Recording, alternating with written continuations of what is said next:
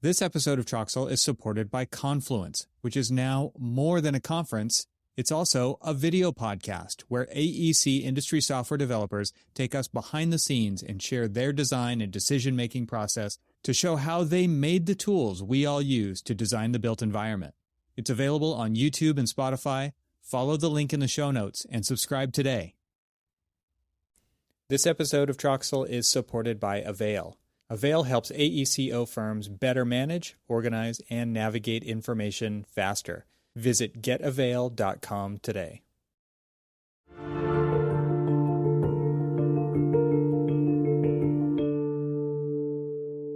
Welcome to the Troxel Podcast. I'm Evan Troxel.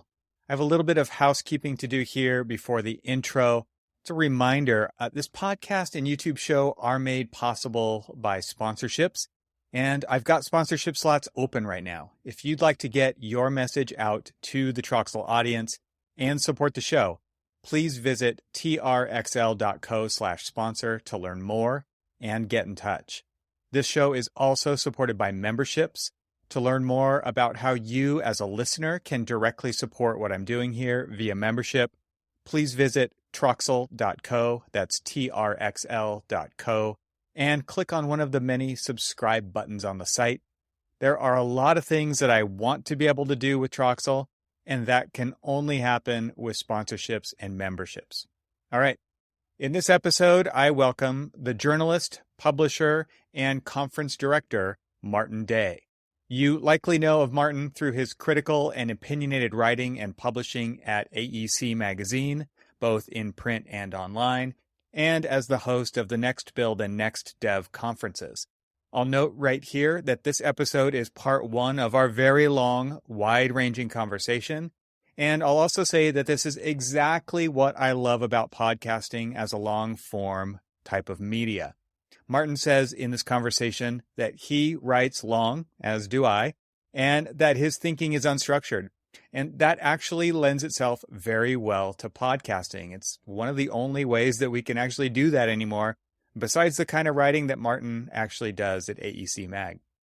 But I also acknowledge that I'm attempting to weigh the appetite of what constitutes an episode for my listeners, so I've decided to break this one up into two parts. In this conversation, we delve into the current state of AEC tech and specifically focus on our challenges, potential avenues for growth that exist within the industry, and cover an amazing amount of valuable insight into the industry's dynamics.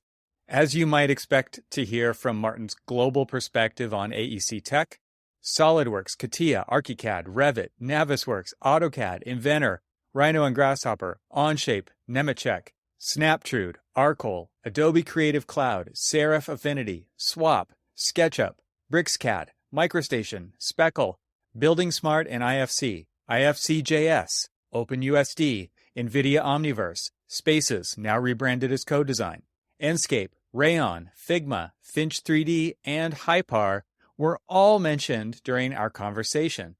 And for a bit more context around the conversation before we get into it, we discuss the lack of a standard workflow in AEC, Martyn's work on Next Build and Next Dev conferences, similar challenges in the Mechanical CAD ecosystem to that of AEC, the future of Revit, problems with the shift to the cloud, the importance of IT and digital practice leadership roles, software business models, concerns about data security, BIM 2.0, and the dynamics of VC funding. We also touch on the impact of AI tools, the automation of 2D drawings, and the link between design and fabrication, or lack thereof. This is a big conversation, and it's only the first half. So, without further ado, I bring you part one of my marathon conversation with Martyn Day.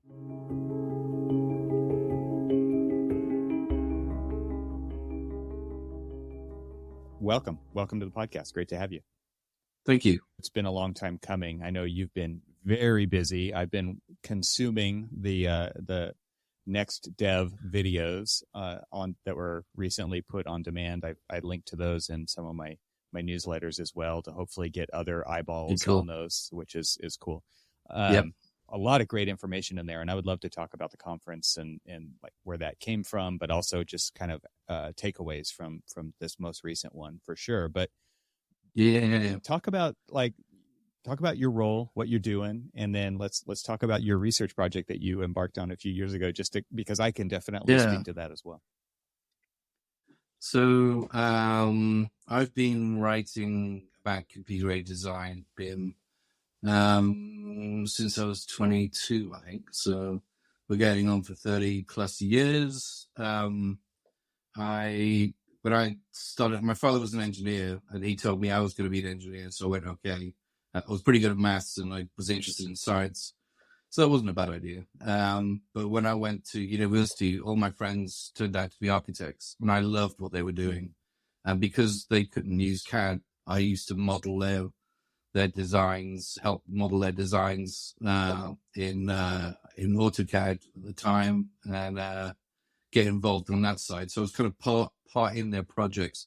And it was actually a time when they got marked down if they did their designs in CAD and not drawing. Right. So, and that wasn't too, but it was an interesting start point. And I thought then maybe I'd like to be an architect. And then I realized it was 7 years plus. And there was a hulking recession in the 80s. And so I thought, yeah, maybe not. So I just carried on. And I had to take another, had to pick a third option. And I picked publishing, which is kind of weird because I didn't really read that much. And it was fantastic. I sat in the first lecture for 2 hours. This guy waffled on. He had corduroy jacket, corduroy tie, corduroy trousers, brown shoes, hair over his eyes. And after 2 hours, I wrote one line, which was, "Don't publish a book if no one wants it. You'll make a loss." And I was like, "Oh, I can do this." So then I got into publishing. But they had all the machines that could print and stuff. And I was like, "Oh, right, machines. I loved it." Yeah. So that kind of gave me the spark. And then various engineering jobs, I kind of ended up writing about CAD in London. And I started at the bottom as a staff writer. So I was getting all the press releases and meeting Autodesk, the kind of like these mythical people behind the software that I was pretty much, that was my thing, trained to use. AutoCAD Release 12 was my thing. I could use that without any interface on it. I was totally into it. And then kind of rolling forward, I think Release 13 came out, and that was a real test because it was kind of a moral quandary of, I've got this magazine, I write for this magazine, and Autodesk has released this pile of rubbish, and I've been very nice about the pile of rubbish because everyone could tell me to ignore the machines it was running on.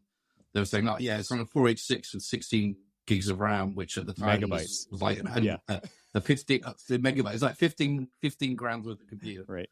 I said, yeah, fine. Oh, looks great. 3D modeling, AEC, fantastic. And then I had all these little bench tests I'd written, and I was finding it was 1,000% slower, or it was actually crashing.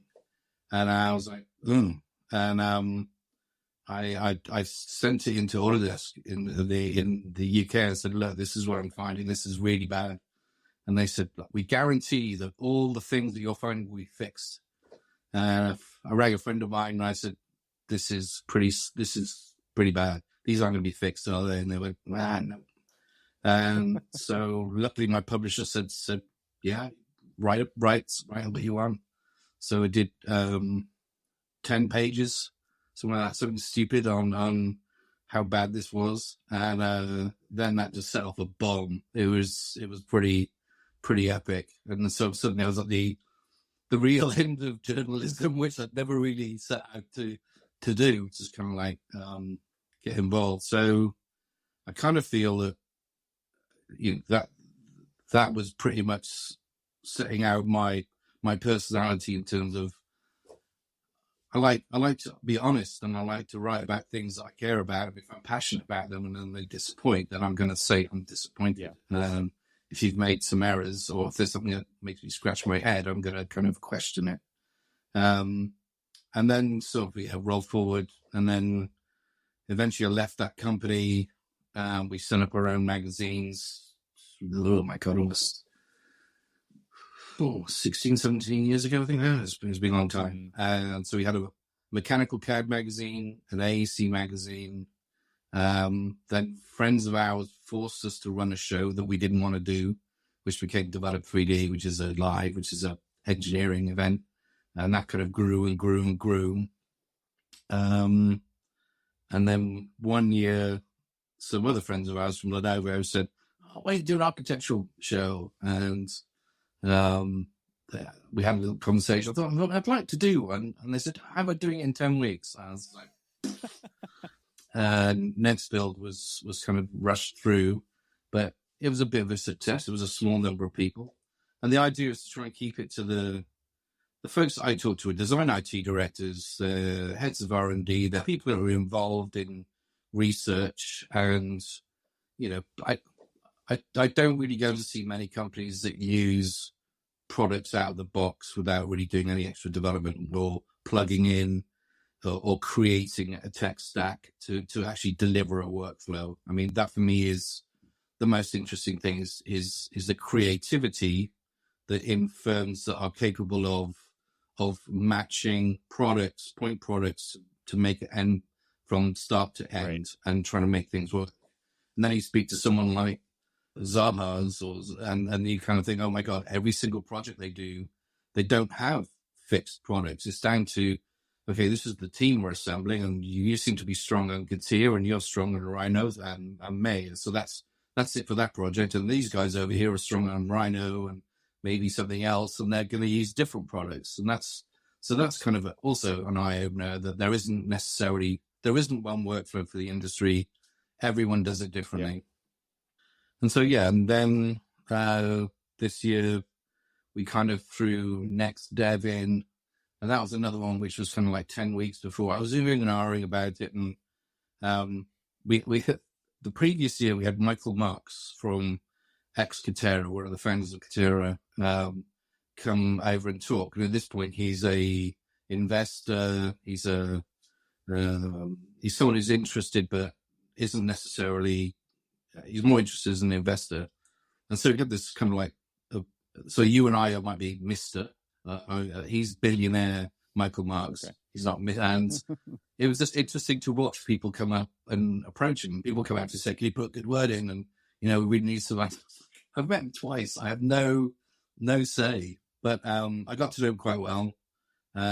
We had some kind of interesting conversations, and I started learning more about the VC side of the industry, and I kind of spent a bit more time then that year talking to VCs and understanding what's going on. I've always talked to lots of startups, but now I've kind of entered this zone of, because we tend to cover new firms, because I get excited about their technology, then we put that in the magazine. We have now a bit of a reputation for kind of showing these new firms off. And so that means I get more people coming to me saying, "I've got some new stuff. What do you think?" So Next Dev came out of an influx of people contacting me. And part of it was looking for what's next after Revit. What is going to be the next thing? Is it going to be Forma? We don't know. We don't really know, not enough from Autodesk's point of view. And there are loads of startups. And ever since the open letters came out, there has been a lot of VC activity and development activity with people sensing blood, rightly or wrongly. I mean, products are sticky. And even in the mechanical CAD world, I've seen this with SolidWorks, which have farted around for years trying to kind of get people to move from SolidWorks to CATIA, and they're bringing out all these new technologies that SolidWorks people aren't interested in. And everyone else who's hoping to get into that market is sat around waiting and just quietly developing their products. So even Dassault can't get their customers to move from one to another. Autodesk knows it's going to have a serious problem getting people from Revit to a brand new. And I kind of think that's why, in some ways, from my understanding of how they're going to do it, this is kind of thing at the moment, connecting Revit to this new unified database. So you're translating, but you won't know about it. And then eventually they'll rip the database out of Revit, so it's talking directly to the unified thing. Then Revit really is the front end. And then they can start reworking the features if they so choose. But Autodesk, as usual, might acquire something. So Autodesk has never developed a BIM tool of its own. Right. It bought Architectural Desktop. Right. It bought Revit. At the moment, it seems like the Revit team aren't necessarily involved with Forma. Right. It seems to be very much the space maker dudes. And I think there's still a lot of work to be done, kind of fleshing out this database, which is fundamental to the next generation. But at the moment, Autodesk is trying to keep Revit, its income, its customers' vision, saying this is a product which will get some new features every year, but the reticence to go into the deep guts of it just aren't there, because every time you go into the deep guts, you start breaking it. So we're kind of seeing, I think the biggest one that I know of that's going to go in there is the One Graphic System, which is a kind of like a new graphic subsystem, which they've stuck in all the other products, but it could be like 1 or 2 years still before they get it into Revit. It could be the next year, but that will give people a big boost as well in terms of speed, because graphic, which is what people. I mean, this is the thing with Revit, is I always saw Autodesk desperately trying to get more performance out of it, and then literally someone would get the new version, which was maybe 10 or 15% faster, and then let's start modeling in more detail or just adding more and more to it, which would then kill it. And in the analysis of all of this and looking back, I think we were absolutely insane back in 2010, 2008 to think that BIM was all going to be done in one single model, in a file, in one product. Right. It's just insane. Right. It just is the most stupid thing that I could think that we all fell for, thinking this is the right way to go. And it's only now that we're seeing the files aren't the future. It's databases, and databases will give us that ability to all work from one version without the kind of slowing down that a file or if it does get a lot larger, at least it's on a server somewhere. It's not on your desktop when you're trying to send it to somebody or going into the customers. This is the thing. Going into these customers, seeing that they had all these compressors and encryption things to shunt Revit models around. It was instead of spending a fortune in hardware trying to send big models to one another in different countries or wherever.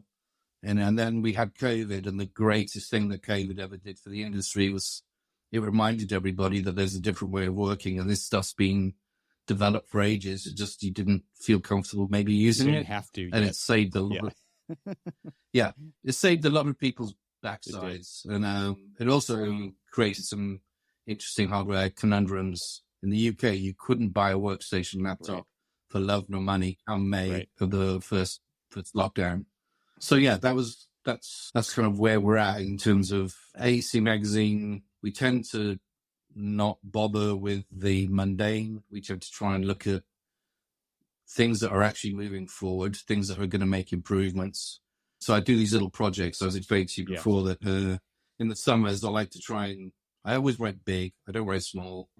So I'll go off and research a topic and then splurge it out in a big article coming out the other end of it. So I've done that with 3D printing. So I went around all the 3D printing companies. This is a couple of years ago, about 5 years ago. And then in 2018, I went round to design IT directors to talk tech stacks. And I learned so much about the kind of world of pain that they're in, with license models changing, technology changing, software not working, one thing updates, and then it breaks everything else, ongoing costs, and then the demands of their board, and then the demands of their users. And then things, it doesn't really help when software companies don't give them the tools to track software usage, and then is more than happy to go in and give them some kind of non-compliance fine, which isn't particularly fair. I mean, it's not as if they're trying to steal software. It's the case of they haven't got the tools to track it, and they're in an organization that's running multiple license types over multiple different countries. They've got to go backwards and forwards between releases of things like Revit because you have to lock in if you're going to work together because of that kind of limitation. These people have to be master jugglers, and I had a new appreciation for that person, whoever it is in a company, to keep everything going. And so from that focus, I think pretty much that's kind of really impacted the way the AEC magazine has looked at technologies, identified things to review, looked at pain points. Obviously, we've been very hot on things like open letters, because I always kind of feel users don't really have a lot of say. Specifically in an Autodesk world, you are locked in. You're using that file format. You're using that software. You've got all that training. Everybody in your company uses it. It's bought in at the board. Okay, you're using it. Yep. You're going to use it, and you're not really going to swap out very easily. And because of that, that makes you, it puts you in a problem position because you've got no leverage. And subscription makes it even worse. And before you could say, we're not upgrading, come back when you're doing something that we're interested in. But when subscription's there, you're tied in. That's it. You've got to keep on going. So yeah, those kind of things are obviously become quite passionate, and you'll see that in the magazine. The role of the IT design director, I think, is not respected enough.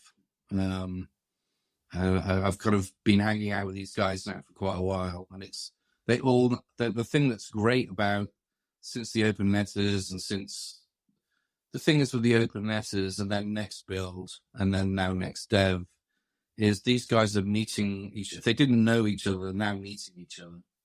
And it's great to see the connection between these very large architectural firms, mid-sized architectural firms, and now we've got construction firms joining in as well.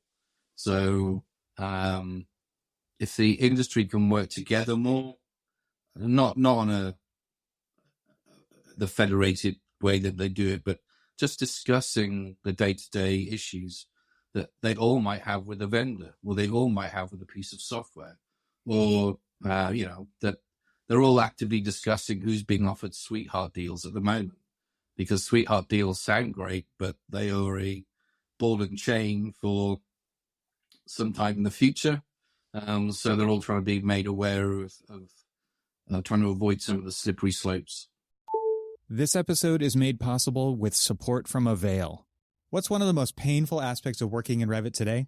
Well, we all know that as a Revit project grows over time, navigating the information in that project becomes ever more taxing. And when more than one person is working on a project, a new wave of challenges arise. It only gets more difficult throughout the life of a project. Good news, a huge update to Avail Desktop was just released. Version 4.5 introduces several powerful new features designed to improve organizing, searching, and finding information within Avail.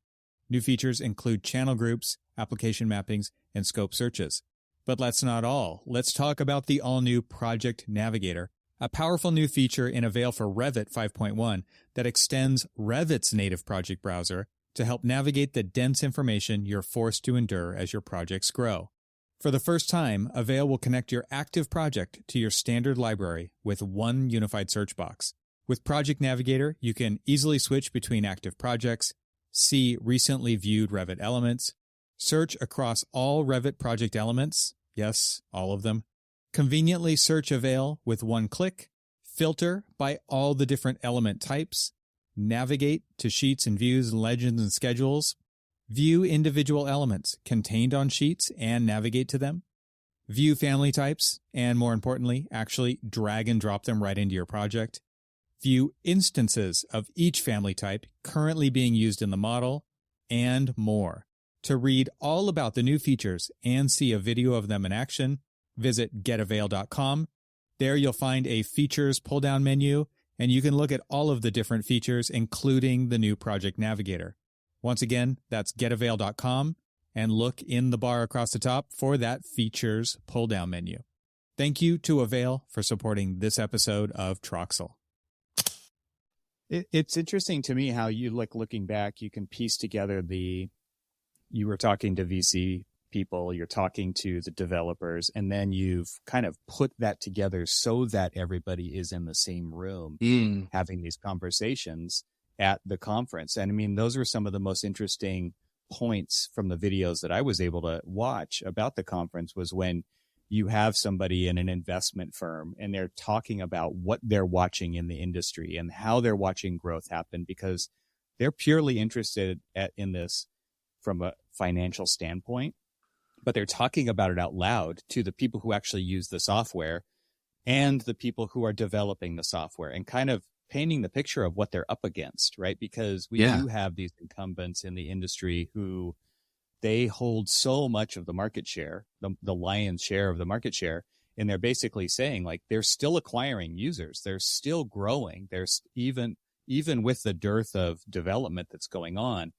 And so you start to see where the opportunities are, right? And obviously the people developing software alongside or in lieu of, features that maybe don't exist yet, looking for they see those opportunities, but it's also showing that, like, it's actually a hard road to toe. There's going to be a lot of competition in this space. There's going to be a large slog to get there, because it's like you said, Dassault can't even get their customers to move to a different piece of software that they offer themselves, right? And let alone, look how many firms are still using AutoCAD, or LT even, to smaller firms, but they're still using AutoCAD to deliver their projects, right? And they haven't even moved to Revit, that's been out for 20 plus years. So this is the thing that kind of freaks me out, is the business side. It's as if software companies don't realize their business motives are so absolutely obvious to the rest of us that they can somehow spin them as being beneficial to customers. Autodesk, for instance, said it would never force customers to go from perpetual to subscription. It did. It basically did. But it gave them a very nice reward for doing it, but even they got bored of waiting for that. And so that was kind of those kind of things. Never say never. And the reality is that once Autodesk did it, then every other software company that's competing with Autodesk saw the revenue bump and has gone, all right, okay, they've done it. We've got shareholders. We have to do the same thing. So then you see subscriptions starting to appear. Then you start seeing named user licenses start to appear. You start seeing the end of network licenses. Suddenly, it's not just one company that's decided to squeeze the lemon harder. It's the whole industry that's squeezing the lemon harder. And these are the same people, because it's a tech stack of stuff to be squeezed on. And I feel their pain. And software companies have less accountability because of software subscription, because you have to buy it to use it. So you have to keep paying. There's no, how do I tell you what I want and I will pay for what I want? I don't like paying for stuff I don't want. And that's currently what people are doing, is paying for stuff they don't want. Adobe, another company that kind of went through, a lot of the firms I'm talking to in London are trying to get rid of their creative suites because of the cost per individual so high. So they're going to go to Serif, the Serif company, and they're saving some money that way. And it's people are throwing out brand names now to try and save money. I've had some people tell me that Autodesk are possibly 60 to 70% of their entire IT spend. So that doesn't really leave a lot in a company to buy other stuff, which then limits other companies coming into the market, not to compete with something like Revit, but to offer a nice application. So like, I'm using this, but it's expensive. So NVIDIA Omniverse, for instance, that's like another $4,000 or $5,000 per user. That's like it's you can't really have that throughout your entire company unless you can justify it by having huge fees. So there is a limit to how much money people have got. I kind of get tired of people keep quoting, "Oh, this industry spends less than fishing." It's like, well, the companies I'm going to see are spending a shitload of money, and they are always increasing that budget. And if you look at the entire construction industry, you have all the subs and the contractors who are lucky to have a computer, or they might have a copy of LT running on something. They don't spend a lot of money on IT. I get it. Maybe they swamp out the rest of the market, but the kind of design firms I'm talking to are spending a lot of money on subscriptions to software and expensive workstations, and now expensive servers, and there's costs involved. These people are. When I go to a mechanical CAD company that's doing design, they have one really good workstation with a decent graphics card in it. If they're really good at product design, they might have a VR headset.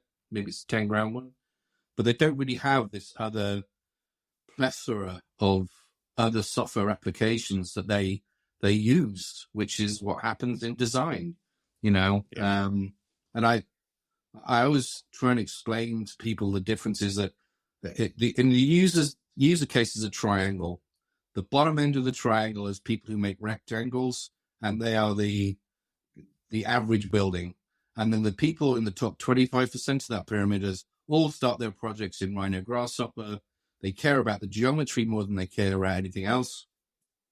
Revit and other products are merely a documentation tool of their crazy geometry. A friend of mine who worked at Foster & Partners said, we have to sell experiences to clients. When we sell them the experience, we're not worried where the toilets are in the building. We're not worried where the piping is. That's a problem for us to solve later. We need to create design that so captivates this customer that they want to sign up and buy it. And when they want to sign up and buy it, then we'll worry about the details.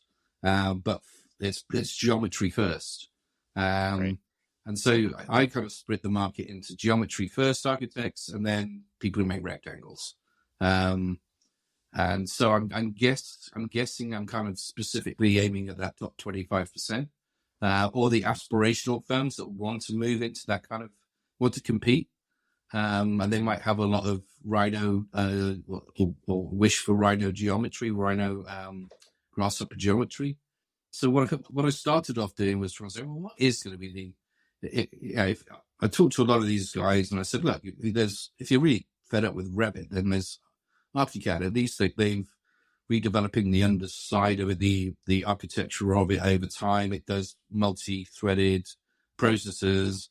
They've got some kind of cloud installation. They've got some new stuff. So there is an underlying reworking of ArchiCAD underneath, which I'm not really seeing so much so in Revit. And they just said they didn't want to swap one BIM tool to another BIM tool because they were fundamentally questioning BIM as the computer science is today. Because if you think about it, all the BIM, nothing's different. I mean, if you spend any time talking to Jonathan Ingram, Sonata, back in the day in the 80s, the logic of BIM where you have a wall, windows and doors go into walls, floors should attach to walls, ceilings attached to all this stuff, this logic hasn't changed since the 80s. Right. And it's almost the same in the mechanical CAD space. Well, you can look at that and say, oh, they're much more advanced than this. They're not, because Parasolid, which is the most populous solid modeling kernel, hasn't fundamentally changed for 40 years. And so the product that came in and kicked PTC's backside was SolidWorks. SolidWorks uses a Parasolid kernel. So, okay, that dominates the market. Then John Hirschstick, who's the guy behind it, then thought, I'll put SolidWorks on the cloud, basically is the concept. So he did Onshape, which is Parasolid, but on the cloud. So it can't actually do anything different because it's limited by the fundamental underlying technology that was decided decades ago. I think this is the issue now is, as I'm looking at BIM 2.0, next generation BIM, are we seriously going to take Revit as it is and just shove it on the cloud? Or are we going to say, you know what, computer science has changed? I know that there's a lot of work that's gone into data, but actually, is this the right way to work? Is this really the right way to work? I mean, you won the architects over, but you didn't really win over MEP very easily. Structures, they've still got their own tools, and it's kind of like another thing that they use. So, and sticking everything in one file was dumb. So let's rethink what it should be. And people have accused me of saying we should throw the baby out with the bathwater. The logic might be right for most of it, but there has to be a rethinking of how you go about doing this and making it easier. Because, all old products are just an actual bunch of wires. They're just a mess. It happens over time. That's why products eventually have new generations, because you have to try and start from scratch to clean out the mess, to have some clean code, and then please have some new ideas while you're at it. And I was looking at things like Snapstreak, thinking, I talked to Altaf in 2018, 2019. He showed me his sketchy stuff. I mean, this was in a white space, no top, no bottom, no grid, just lines and some obtuse angle that he was playing with. It was very interesting for parametrics. The parametrics was interesting. And I said, oh yeah, well, yeah, come back to me when it's you're building it. And then the more I talked to him, the more I realized this guy is incredibly bright, very serious. He got some money. He started developing. I was very surprised when I saw the next time round. Then he got WeWork to help him. I've seen obviously V2's come out now. I mean, and he's now got something like $20 million in the bank, and he's got 5 years runway with 40 developers to go at it. And in 5 years' time, he's going to, he's going to put Revit on the cloud. How different is it going to be in my kind of ways and wishes of it actually being beyond what we've had before? I don't know. But, that was what I was thinking was going to be a contender. Probably Autodesk would buy it. Maybe Nemetschek would buy it. Someone's going to buy it. But he's got, in 5 years' time, the velocity that they're producing stuff, there's nothing quite like Snapstreak's development at the moment. But it is BIM on the cloud, as you know and love. It has families. It's RBTs is the core of it. And a file format can be so limiting because there's a limit to what you can store in it, because the very definition is the thing you're copying rather than going beyond it. And if you look at Autodesk, when they developed Inventor, they were given carte blanche. They were allowed to forget that they ever created AutoCAD. And Inventor didn't do DWG very well for most of its early life, because they had to free themselves of the past to try and create something new.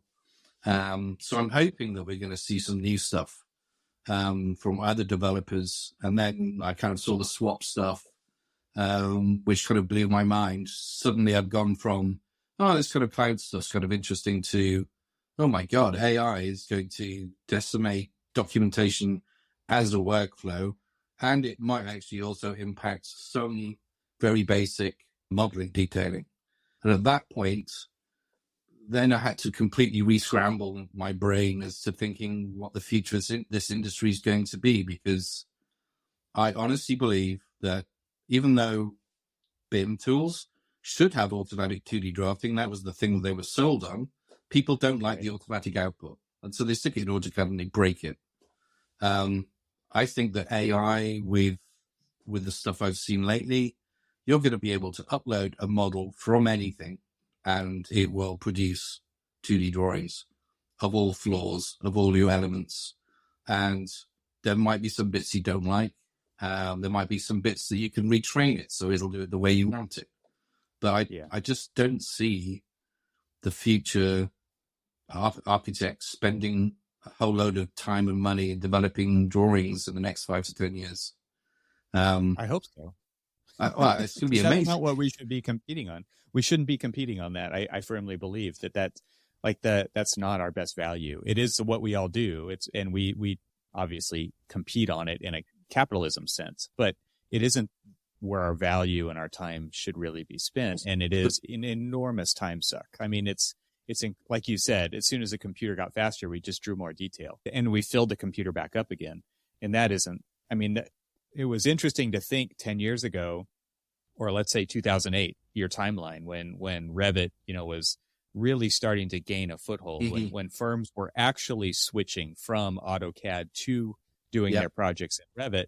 And to think of what's happened since then with, it was Moore's law strictly back then, right? And so it was like, well, if, it might be slow today, but next year it's going to be faster. And the year after that, it's going to be faster. And so everybody just had this expectation that was going to keep happening, except that it didn't. And then GPUs came along and kind of it breathed new life into that way of thinking, right? Which is we can cram more into Revit there. hardly used the GPUs. And so I know. people were going out there and buying loads and loads of big graphics cards. They were like going, stop. It's all about the CPU. Buy the fastest CPU you could ever. And then SSDs were the biggest boost you could get. And, it was just for the hardware guys that, advertised with us. They were like banging their heads against the wall for about 5 years and give us something to hook into so we can accelerate this thing. And it just wasn't there. And the interesting thing is the stuff that's being developed now is nearly all in the cloud. So you don't buy a graphics card to make it faster. What happens to make it faster when it slows down? I have no idea. But and I'm a big fan of having local desktop power. I think it's important to be able to walk away and do your own work off grid and then somehow reintroduce it. But that technically computational science is very hard. If you've got lots of people, it could be slightly easier than some guy who was the SketchUp guy coming along halfway through the detailed design phase saying, hey, I've made some changes to the SketchUp model. How can we incorporate this in Revit? And then all the design managers are there ready to beat him up and work out what it is that he's changed so they can incorporate it.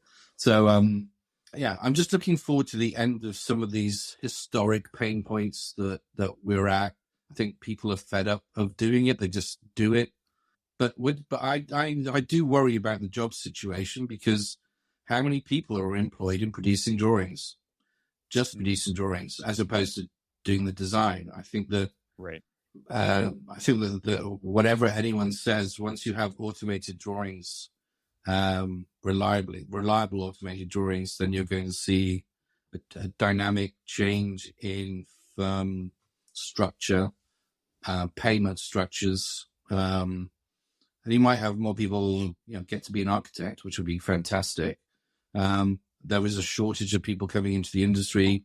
I completely buy into the short-term gain, no real pain, but I'm just kind of thinking long-term here, where once it gets good at modeling, then what? And you'll just, I was watching Star Trek the other day.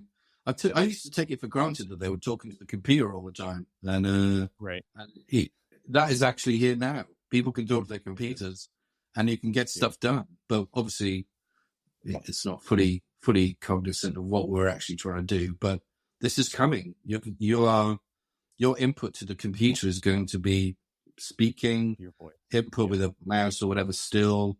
It's going to be images. It's going to be music. God knows what it will be that will just generate this.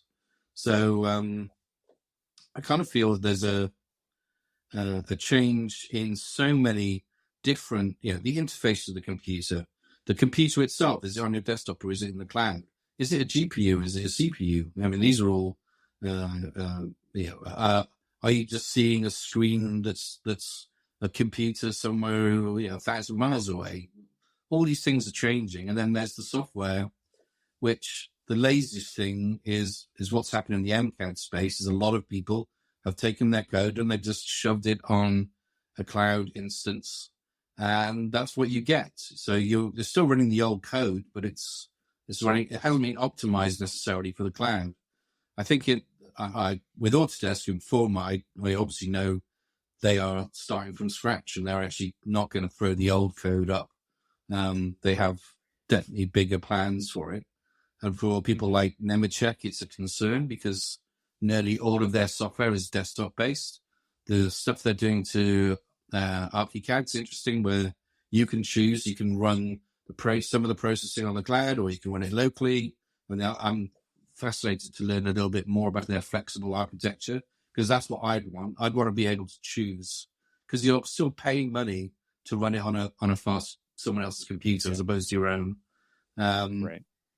And so yeah, there's that. Then AI, everyone immediately jumps to ChatGPT or Stable Diffusion, and that's such a immediate low bar to set yourself when you're talking about AI in this industry, because all buildings are recipes, all building codes are variables. The ease with which if someone sat down and put all that stuff into an AI, just to check your models, to check your designs against, is not far off. And that could happen in real time. There's no reason why you have to submit this model. It could be there in the background all the time. And then also put drawings are something you get on demand. They're not things that are created in a set phase. They're always there until, I need to submit my drawings. No one's doing anything for planning. Good grief. So what's the point of doing all this? You can still speed up and use Swap AI and, hey, in 40 minutes, I've got a design, I've got all the drawings, and then you submit it for planning, and that still could take 3-4 months before anyone looks at it or they actually understand what they're looking at. So you have to speed up all parts of the industry if you want to get real acceleration. But I kind of, after spending a lot of time with the AI guys, there's a lot of concern about IP. I think Martha wrote something in building design, or Martha from Foster Partners wrote something. She really is quite concerned about theft of design and knowledge. And it's not just competitors, but there are real big issues with software companies, not just having all your data on their servers. And I'd lined up an article, which I won't go into, but I'm about to look into this, where according to the EULAs, when you're storing your data on people's servers, on your software provider servers, how much insight do they have to that knowledge? And because you're using not just their point solution to create the design, you're also using their software their design distribution sign-off, maybe ERP, maybe bidding software. They have actual insight into your entire business, who you work with, how well you worked with them, the number of revisions that were made on every single project.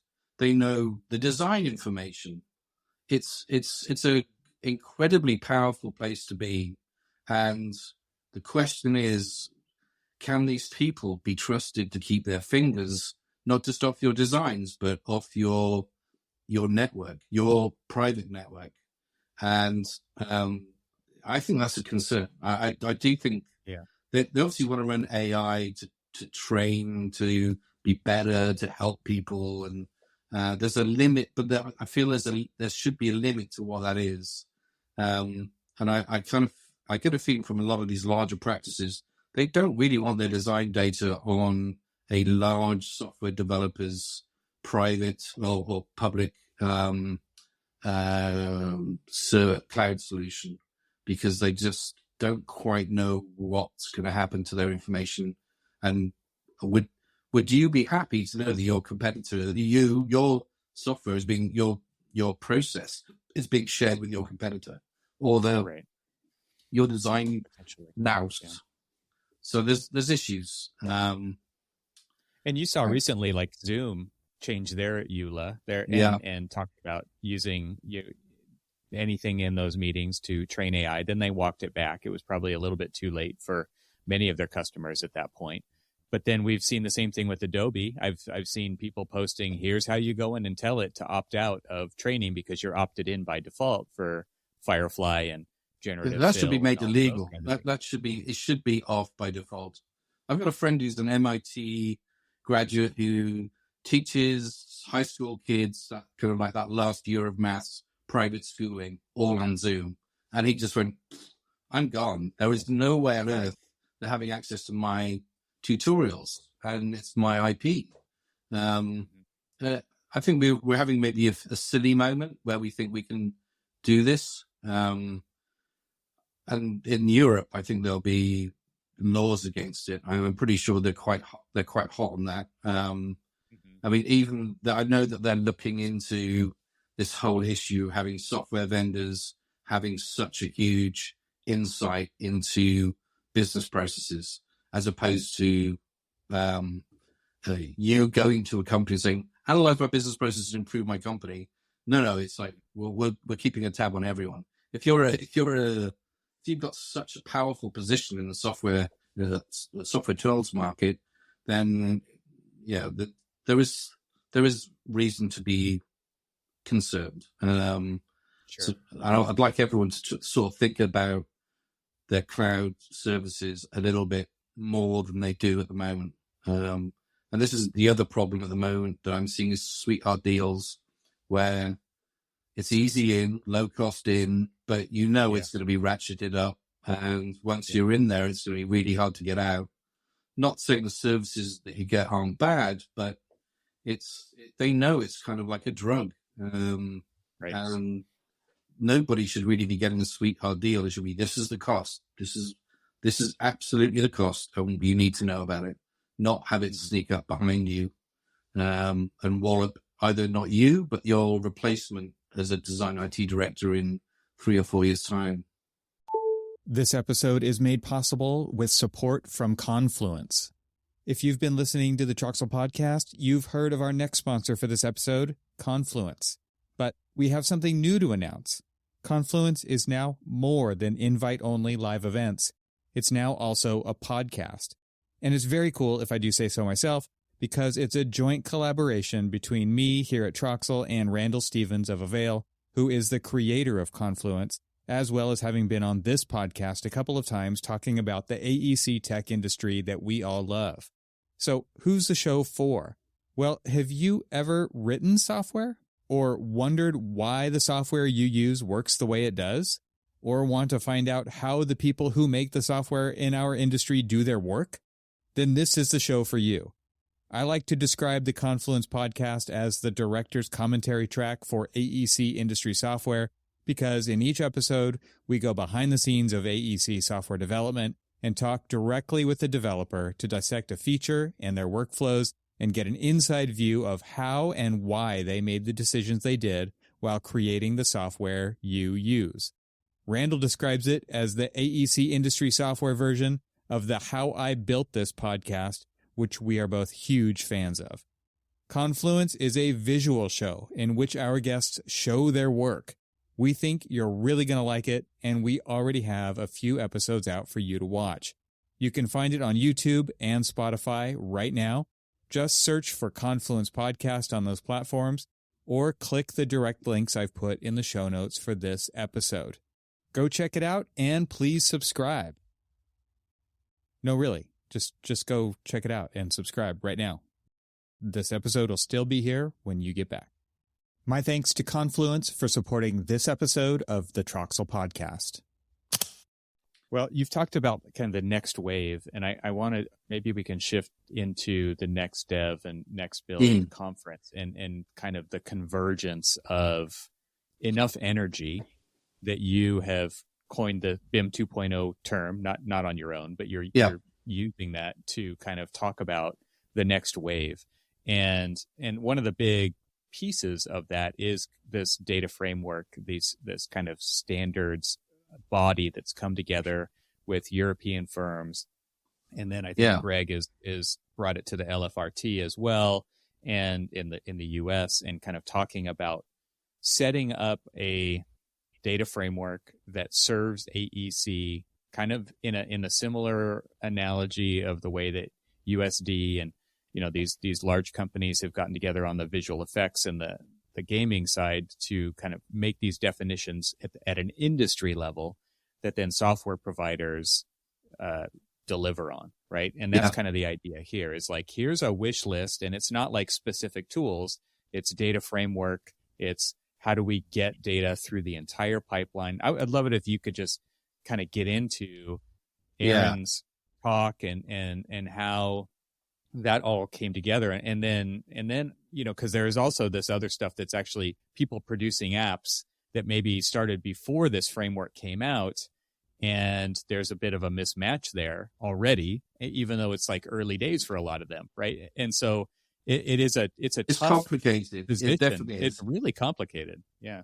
So I think the thing that we have to realize, the fundamental thing that everyone has to realize, is that files are going to go away. And the way that you do an RVT file or a DWG file, they will probably be some kind of output as a last resort in the future, because as we move to cloud, then we have a live database. So whoever owns it or whatever system it is, whoever you're subscribing to, the database has so many more advantages than file. And files are, I think Andrew Adignos described as dead things walking, and it's true. They are going to go. And as we move towards this BIM 2.0, and I kind of wanted to, with BIM 2.0, my aim was really just to try and explain to people that there is a change happening. Even though I've spoken to a lot of people who are on Revit now, and they just saying, Revit isn't dead or whatever is going on. And I have to try and explain to them that actually there is no new generation of Revit. So what happens to software that doesn't have a next generation? What happens to your knowledge with that next? There is a finite point.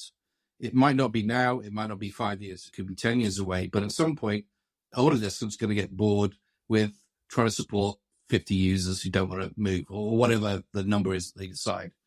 So it is going on. It will have some updates, but it's not, from what I can tell, it'll never have a significant rewriting, or they're not going to go into the guts of it, because it just creates quality issues.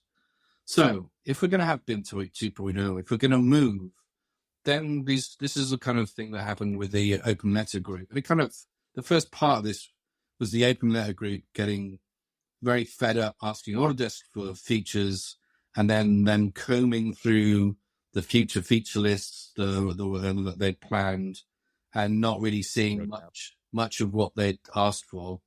And then they kind of realized that these were Revit fanboys, and they kind of got to the point saying, there's no point asking Autodesk for anymore, because we know that they're not going to do it. So what do we do? So they started talking to everybody and stuff. But in a conversation I had with a smaller group of them, they were like saying, well, maybe we just need to tell the industry as a whole what it is. And it's not like they're architects. They can't tell people what software they want, but they can tell them what kind of things they want the next generation to be able to do. And this conversation was picked up by the Open Letter group in the UK, and they started a work group. So they've been working on this for over a year, of what kind of capabilities would we like to see? What kind of problems do we have in our day-to-day work that's not being addressed by anybody? And so that work was started, and you had Aaron from AHMM and Andy from Grimshaw's, who were kind of like leading the kind of thought on that. And so while they were working away on that, Greg, I think I met Greg in a bar with Bob McNeil, as all good things start. So my friendships with Greg started somewhere in Sweden with Greg Schleusner, and we were talking about getting rid of 2D drawings. That was our conversation, and he was actively trying to find a solution to this problem. And could it be BricsCAD? Is this someone else who's actively actually trying to do something to solve this problem? And so that started with a conversation about drawings. And then obviously the discussion in the industry was about next generation. And Greg started talking to me about his ideas for a database that was owned by the AEC industry, not owned by a vendor. Because so if you remember back in the days of AutoCAD, we all had DWG. DWG was the lingua franca of design, and literally every other CAD package had to import or export DWG, normally pretty badly. And I remember spending a lot of time with Bentley Systems, and they ended up to actually properly support DWG stock complaints from their users. They had to go through AutoCAD and find all of the element types that had to be translated into things that didn't exist in the definition of MicroStation schema and add them into MicroStation. So that there was a really good map between AutoCAD entities and MicroStation entities. And I was like, oh my God, this is the way you solve interoperabilities, by literally making sure you've got a map-to-map feature set. And so, yeah, a lot of work from Bentley, from Keith Bentley on iModel, and talk to him about schemas. So there are people who have been working to try and think of a bigger thing. But the one thing that mustn't happen with BIM Level 2 is to be DWG'd or RVT'd again. We don't want to go into a new generation and immediately have interoperability problems. We need to have clarity. Data needs to flow between all the people in a project like water.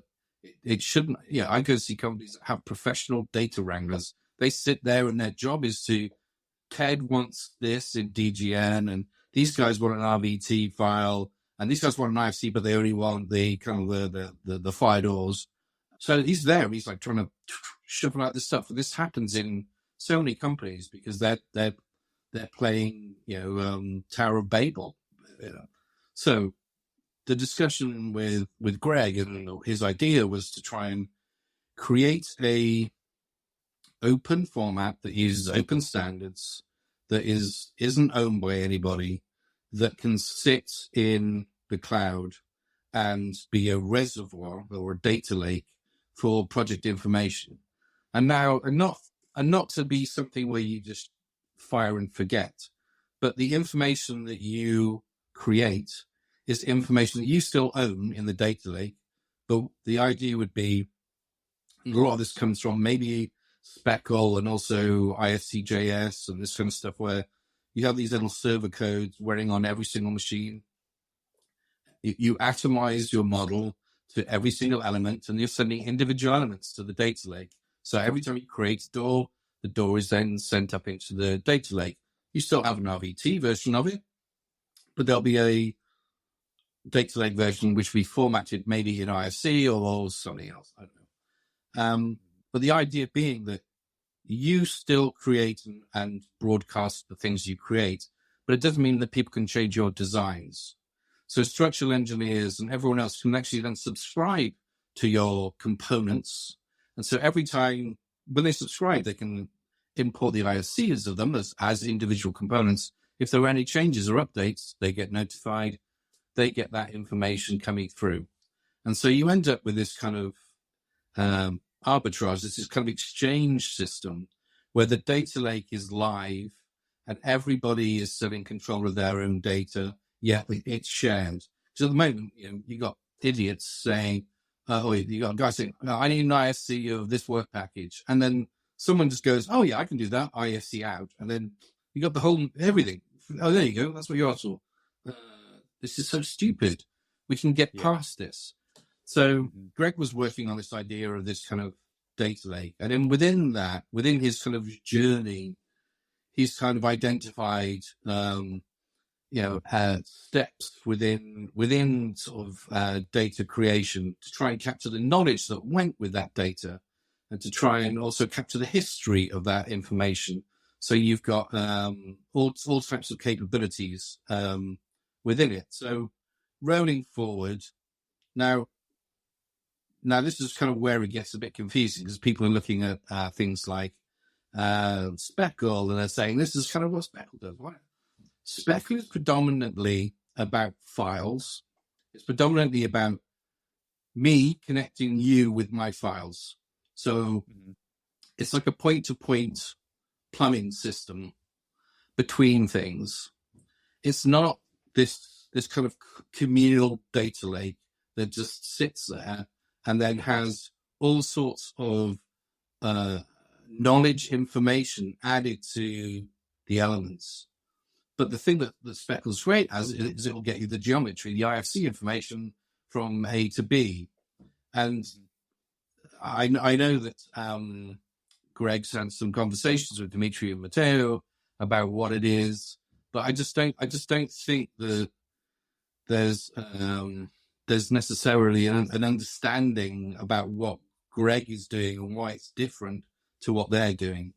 And the other thing is that IFC is obviously the start point for this, but it's got limitations and it's not brilliant, but it's start point. And then the idea from that is that Greg's Susan is highly involved in building smart, so he can help influence his ideas from the idea of he's calling it strange matter, because when we spoke to him, he kind of came up with lots of 3-name acronyms, and I was like, oh, I'm so done with 3-name acronyms. We've got to have something else. So it's strange matter it is.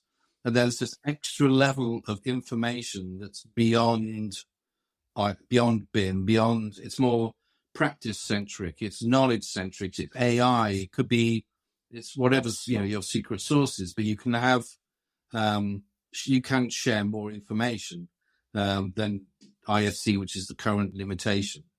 Now, jumping aside and talking about USD is fundamentally geometry. It's geometry with lighting and textures.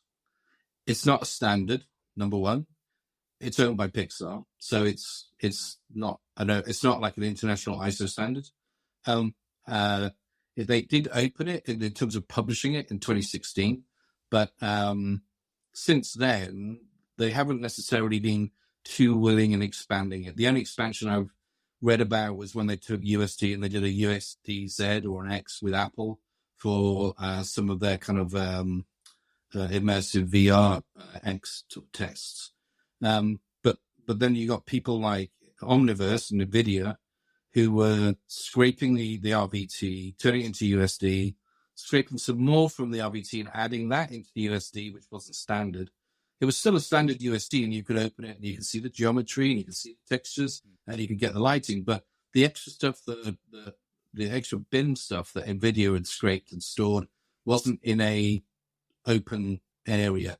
No one understood that data because it was theirs. So they were extending it secretly, but not for their benefit and for Omniverse's benefit.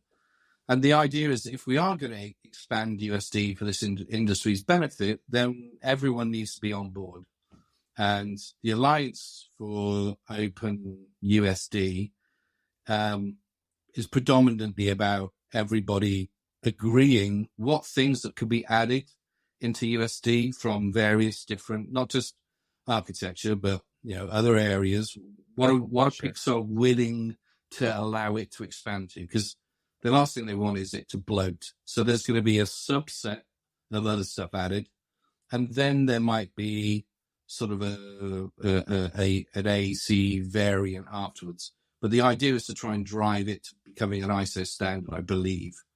But this is, I think NVIDIA told me once they wanted to take IFC and USD and slam them together and make a new open format. And I was like, if you have two open formats together, you do not get a third new open format. You just get you just get another kind of hybrid that's your own. So this is the way that the industry can do that. So you might see some subset of IFC ending up within the actual USD, and then there'll be a little bit more outwards. But ultimately, it's still a file. We've still got this problem. It's still a bloody file, and that means that it's still got a limitation. So there needs to be an implementation of USD, which is a schema. It's a structure. It's basically a wrapper around data. There needs to be a cloud-based data lake version of it. Now, again, that will still be a subset of data because everyone's trying to design by committee. Everyone's got to agree with it. It'll be better than USD. It might be better than IFC, but it will still be a incomplete version of everything that's added into a CAD system. The reason we had DWG, the reason we had RBT, while we might I'm slacking it up these proprietary file formats off. You have to have a proprietary format, otherwise you can never develop your software to do more. You got to be in control of your destiny, and so Autodesk is going to have its own unified data environment. that is not going to be published. That is not going to be open. That is going to be sat on their database, on their servers. But if you want your data out, then you've got these exchange servers where you request certain elements, certain geometry, and you can get it out in whatever file you want. Files are going to be this kind of like subset where you kind of think, oh, right, I just need to get that information out to stick it into my thing. It's not going to, or you might get it out through an API. You might have you might load a Forge element that has a Revit model. You select the elements that you want, and then you just press a button and somehow it connects to another bit of software that you own. That means that's what you get sent. You don't even see it. And I do believe that Autodesk is fairly sincere about a new open front in terms of next generation technology. It's in their favor. It's just at the moment, I think the way that they're going to be spinning it is that they're going to be charging for individual services. So if you want to exchange and get a file out, that'll come as a micro cost. So everyone's going to end up with a kind of a cloud wallet just to do some things, maybe with some data that's not theirs, but with someone else's. The problem comes when companies need to grow and they need more revenue, and $4 billion a year isn't enough, and you need more. So therefore, you change the licensing model. I was talking to a developer who said that one software company was now charging developers per API call. And so to do a transaction, it might be 40 API calls. But if the server's down or if there's some traffic or whatever, it could be 90 API calls. So as a developer, you don't know each transaction exactly how much you're going to get charged by the software developer. I hope that doesn't become common, but there are going to be some bumps in the road as we move towards this kind of cloud infrastructure with let's change the licensing models to try and make more money because we've got to grow because we have shareholders. Yeah, I mean, that to one of the points that was in that panel discussion that I watched on your website was, I don't know if it was Aaron or if it was Andy from Grimshaw who talked about just the business model of who your customers are and where the feedback comes from has completely shifted just to shareholders. It's no longer the users of said software in said industry. It's delivering a return on investment for shareholders. And when that's the driving force, all bets are off, right? As far as like what happens next, because your incentives to buy software are now misaligned with their incentives to develop that software. Yes. And it's painful. And, you know, a lot of these people, I remember the first time I spoke to Jens from Big, I knew he was a massive Revit fanboy. So I was like, okay, I didn't really know if he was just like ringing me up to keep the tires or whatever. And we just had a discussion. And this guy absolutely loved Revit. He was a religion. There was some of these people that kind of get religious about this software. It was a religion. And then the more he stepped up and the more that he was doing big, the more his software of choice was causing him problems, or the company that owned it, or and for him, he was just deeply frustrated because, you know, he wanted to fly and the software wasn't flying. It was, if anything, I was seeing these guys, they were all adding up how much money they spent in workaround software. So for the longest time, PDF was crap from Revit. So they were all buying stuff that was doing that element of it. And when they were asked by Autodesk what features they wanted, which is great, they kind of was sat down and said, listen, we'd sooner not ask Autodesk for things that we've got workarounds for because it's sorted. There are things that we don't have workarounds for that we need sorting. But when Autodesk then would go and ask the grey and wash to the bottom of the triangle what they wanted, they all want the things that were obvious that they hadn't paid money for to get the workarounds. And so you kind of ended up with this, you know, someone at Autodesk years ago when they only had AutoCAD said to me, hey, the great news is you sold like 1 million copies of AutoCAD. Hey, the bad news is you've got 1 million customers of AutoCAD asking for features. And it is true. I mean, to have a software company and be successful, a double-edged sword. Right. And you have to put the resources in to try and keep everyone happy. And every year you used to proffer up some features in the hope that people would upgrade. And some years they didn't. And on average, it was every 3 years they upgraded. And there were some customers that never upgraded. So I try and see it from all sides, but I'm always going to err on the side of customers who are paying for it. I think this kind of like going back to this big data thing is we have to free ourselves and free the data. We have to be able to interface and connect together better. It would be much better if the files and the data and your IP was not owned by a software company and was in fact under your control. And so I think that there is going to be, he's got 39 firms are now backing his plan. He's done a lot of development work. He's got some money. They're all subbing money together. My concern is that it's all US firms. And every time the Gregs come over for next build, I've run this thing which I comedically called Fight Club. And it was to get the people who kind of I knew were on the same wavelength as Greg Schriesner together, so that he can tell them a little bit more about what he was working and thinking about than the stuff he could really say on the stage. And that would normally descend into a bit of a bun fight. It actually did turn into a fight where people were arguing amongst themselves as to, what they wanted to see or, if this was even valid. And we ran it again just after next dev. And that really turned into an absolute screaming argument, which was wow. Healthy and interesting because everyone's got a different perspective.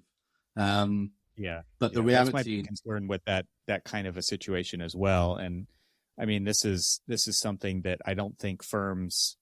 It's hard to say. I watch those presentations and I see this list, and it's really well delivered, and it's really thought out, and it's really structured.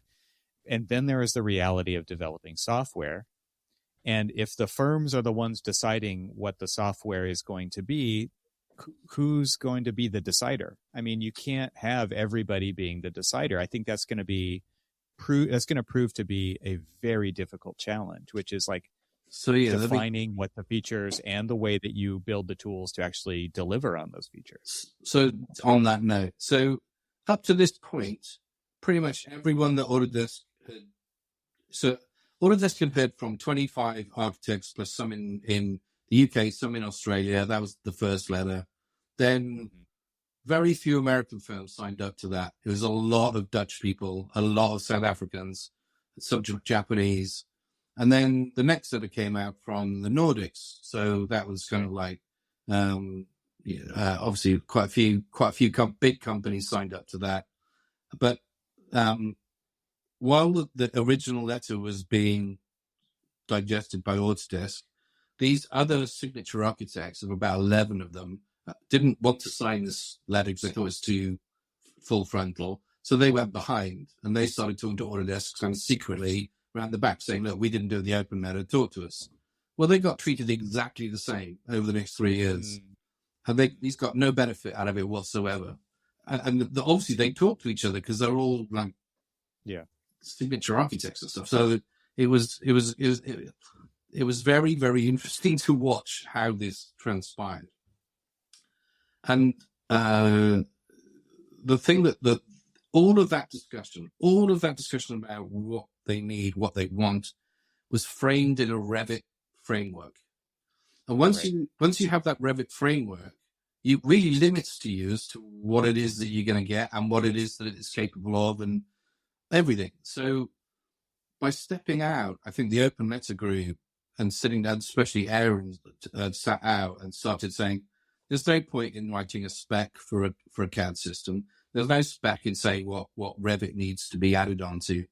Let's create a feature set and give it to the entire industry, because Autodesk obviously have got their hands full because they're doing Revit and trying to keep that alive while they do Forma.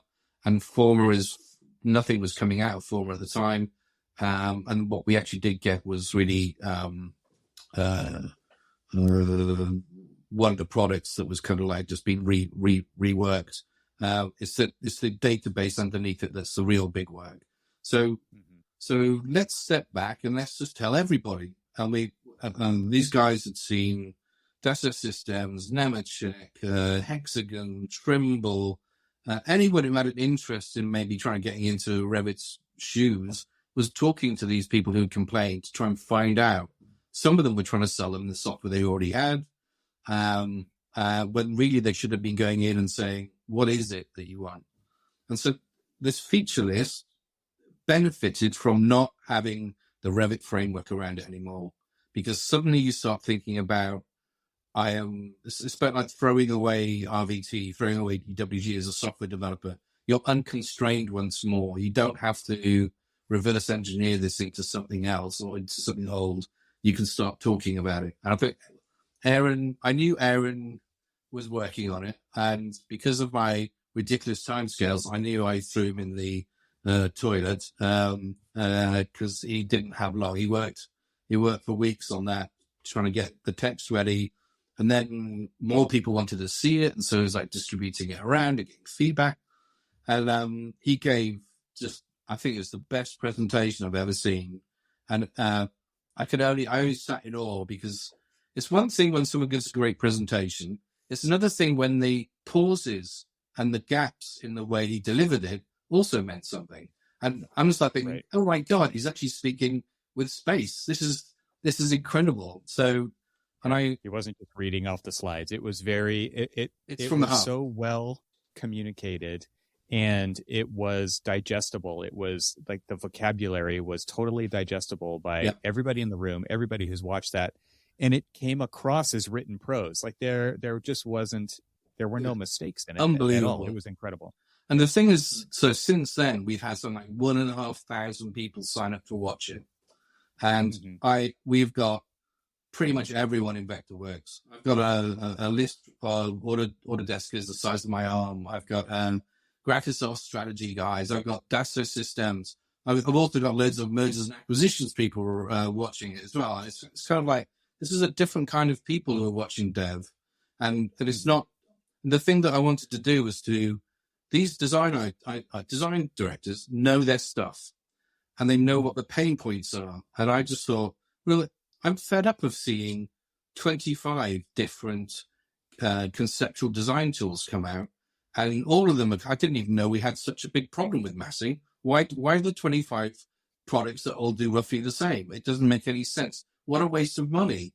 If the VC guys, the developers, can be presented with an array of options of all the pain points we've got, all the new areas that we're faced with, like, sustainability and CO2 stuff, maybe some of that money will get spread a bit thinner, and we'll start seeing a proper range of tools, not just for this next 5 years. All you're going to see is conceptual design tools.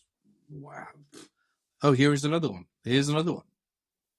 I just stopped reviewing them in the end because it just didn't make any sense. The ones that are around now and surviving probably have a life, but for 5 years, it was bonkers what we were getting at. So Aaron gave this talk. It was fantastic. It was superbly received, and it was food for thought. So the people in the room, that caused a massive discussion afterwards. The people from NVIDIA weren't particularly happy because it wasn't USD. They're talking about this other framework. But you have to understand that USD is not, it's a transactional format. It's not going to be this new, it'll never be this new standard for people like Greg Schleusner and the NFRT. They're aspiring to have something that's a bit more beyond just data in the cloud, just geometry in the cloud, and so that became the kind of core. Aaron kept saying to me, I was giving him 30 minutes, and then a week later say it's going to be maybe 40. And I gave the night before, he said it's kind of more of an hour. Because we'd all been drinking, I thought he was joking. I was like, ha, ha, ha, ha. And then Andy went, no. He really means it's going to be an hour. I'll be with it. So we ended up with a very, very compressed post discussion but I knew that was like gold. That was the thing that was going to get everyone talking. And immediately after that, the next few days, the open guys are being contacted by large construction firms and structural firms. So there are going to be other names that are going to be added to it. And then hopefully next year we can get a similar thing from a construction perspective, not just an architectural design perspective, but because they too need to buy into the idea of having this data layer, because again, it needs to benefit everybody. And so, but construction's in a different world. So literally all the new stuff for construction, all the AI stuff for construction is nearly about management of site materials, timelines. Right. It's not about design tools. They're not getting the love in that respect, or the startups. They had a whole load of money for 3 or 4 years was piling into construction, and they ended up getting, tools to get documents on iPads on construction sites, or Alice Labs was one, and then Slate AI. But it's just not the same level of kind of development that I'm seeing for design. There are at least 6 or 7 Revit competitors in development at the moment. You haven't seen them all yet. Some are going to, you're not going to see until maybe next year or the year after. So that game isn't over, but that has to feed into general construction. And I was having a conversation yesterday with not Speckle, but Sparkle in Norway, Magnus.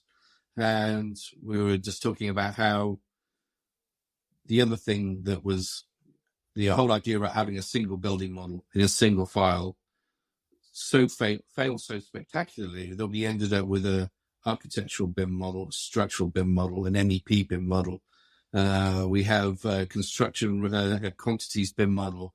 It's we've replicated the work. We've created more. We've actually created a worse scenario. And on top of that, if the architects were never accurate in 2D drawings or didn't have good quality in-house, when you take that to 3D, it just really falls out of the edges. I always remember the first time an architectural practice asked me if I knew a way to erase the dimension on the Revit drawing, so they could just write it in rather than actually change the model. And I was like, this isn't good. And then it wasn't that many years ago, I went to a company that had the British kite mark for BIM, and they had modeled a multi-story apartment block. The only person in that whole large firm that had 200 seats that actually saw all of the different levels was the guy in 3D Studio Max, because they'd modeled every single floor separately in Revit. They actually didn't. And I was like, well, this is, how can you do any clash detection or anything when everything's just like you've broken it down to the point of why bother? So you'd be blown away by how much time is wasted at the beginning of every single project about how that project is going to get tackled. I mean, that example is one way in which firms will tackle a project, right?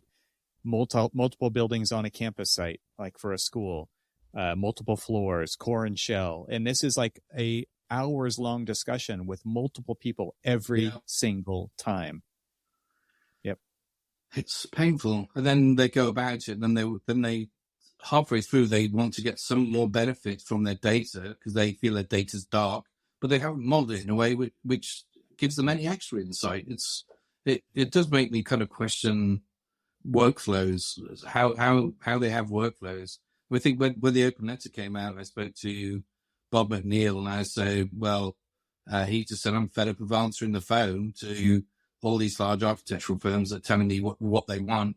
And when you detail it, they actually all want different things, because there's no one wants the same thing, because they've all got different workflows.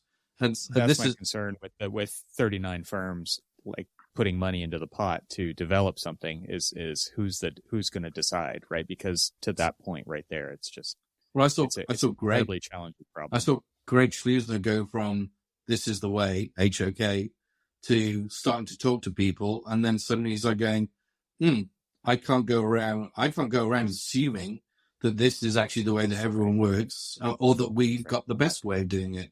And so that was quite an experience. And there's a big question: should practices be doing software development? Period. Should they be involved? And I believe we've got to a point where we have in-house expertise in the industry that can guide the software companies better than before, when, the last thing you want, this is what normally happens, is you have a board meeting, the head of some large software firm's going to rock up, it's the CEO and the VP, and you think you're going to have a one-to-one frank discussion with them about what it is that you want. And they turn up and they show you something that they're going to launch in 6 weeks' time. They spent 18 months developing with some California firms, and they think, isn't this great? And you'll be able to buy this. And it's like, well, that's not really answering our problem. This meeting really isn't, it's not a sales meeting. It's not for you to tell us how much feedback do Skanska get to give in software development, and that's why these guys are spending a lot of time with these startup firms, and they're shining a little light on them so that maybe they can get some of their problems sorted. But Greg is taking this approach of, there is a much bigger problem that if we crack, that if we are no longer, you'll be able to use whatever, it turns any BIM system into a HTML, because all you're doing is producing components, BIM components, and those BIM components go to the BIM component database in the sky, and you can swap, you can hire an ArchiCAD user, it doesn't matter. It's suddenly the browser. Yeah. And if it's a skill bet, you can hire people with the skill sets that you want without having this kind of draconian, I only hire people who do this, I only hire people who use that. And there are going to be different CAD systems that come along that people are going to want to move. I think, people like Snapshot, for instance, on its feature set. I mean, I saw a video today of somebody reviewing Arcol and saying, it's kind of like SketchUp. And I was like, this isn't even beta software. This is a software company that sees a problem, wants to put BIM on the cloud.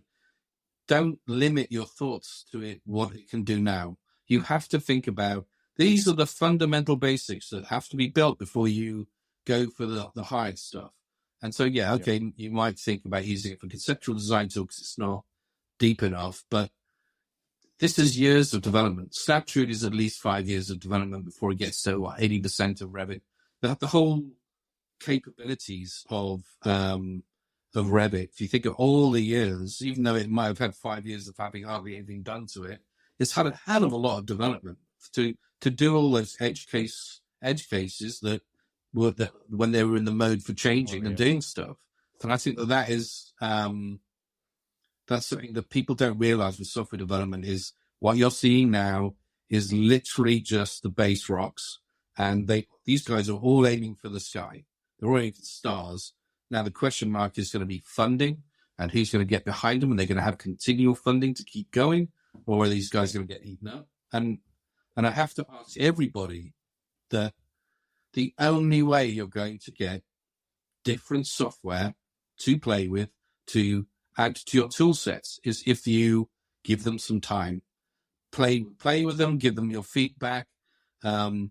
If you can pay them some money for development, maybe it's for features that you want, do it, because they need to have, there's this really strange, the thing I've come to discover that's strange, it seems to be fairly easy to get money, maybe like 500 grand to start your company, your software company. And That's great. And then you sort of develop something. And then you've got a framework. You might have something that you can show. But when you go back for more money for Series A, they're kind of like saying, well, what traction have you got? Well, I've got this kind of like thing. It's not really, yeah, but you've got to get some traction. And maybe if you can, I'll give you half of what you want. If you can get someone else, then I'll give it. And so I had this very strange conversation at Next Build 2 years ago where someone said, this Michael Mark, I'm not interested in anything under $3 million. Oh, wow. Right. Okay. Well, I'll keep that in mind whenever I speak to anyone. But there are so many firms that I'm asking for that kind of money, but you can't get a VC interested because of the risk reward for them at 500,000 isn't worth it. So there's this strangulation point. And then how can they show traction? If the AEC kind of companies are sniffing around, maybe trying it, but they're not actually giving them any money, then they're not going to be around because they can't get any more funding. So it's really, really important that the AEC industry looks at these startups. If they're interested in some of the stuff they're doing, invite them in, play with it, try and get them to develop some of the stuff you want, pay them. It's like, that's corn feed money. It's a tiny amount of money could be enough to say, hey, we've got these firms interested, and then they can go back and get VC funding to fund them for another couple of years. But it's, if you saw the VC panel session at Dev, the other thing is that this year there's money, but next year's there doesn't look to be a lot of money. So if you've started this year, fill your boots, because you might be starving through next year before you can go back to the market again. And it's these are the kind of dynamics that you just don't think about. I had no comprehension of. But I am so excited that there are so many good ideas coming through, and I wanted to showcase them. And I knew it was kind of, doing Next Dev and having one track was kind of like, all right.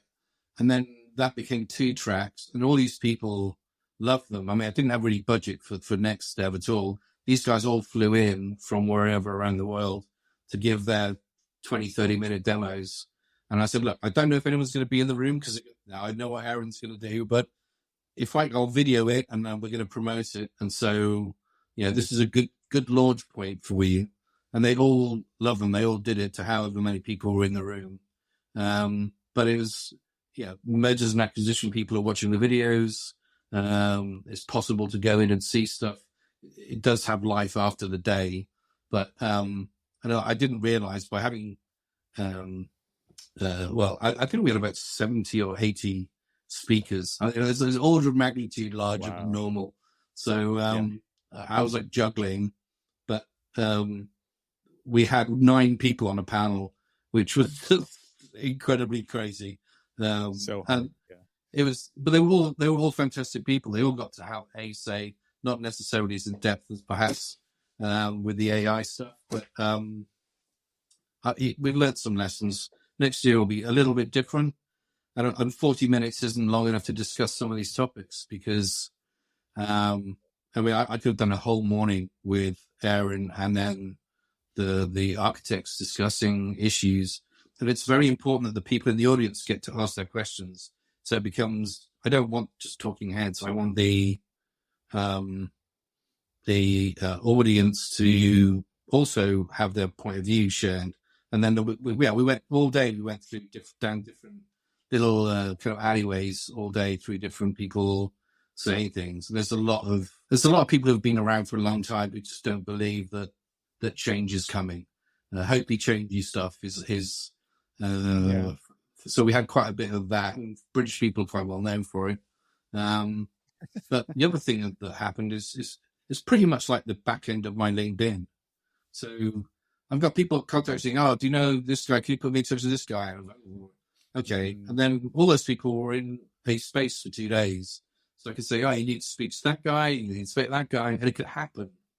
And then the night before, during the drinking evening, Aaron was talking to Jess, who's a VC, who was talking to I think he was talking to one of the guys from Spaces, that's now co-design.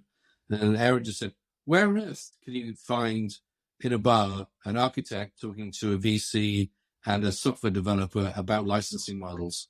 And they were, Aaron could have done a whole morning on licensing models and the pain that it causes companies. It's not going away. We're definitely going to do it again. I think we've kind of sparked something.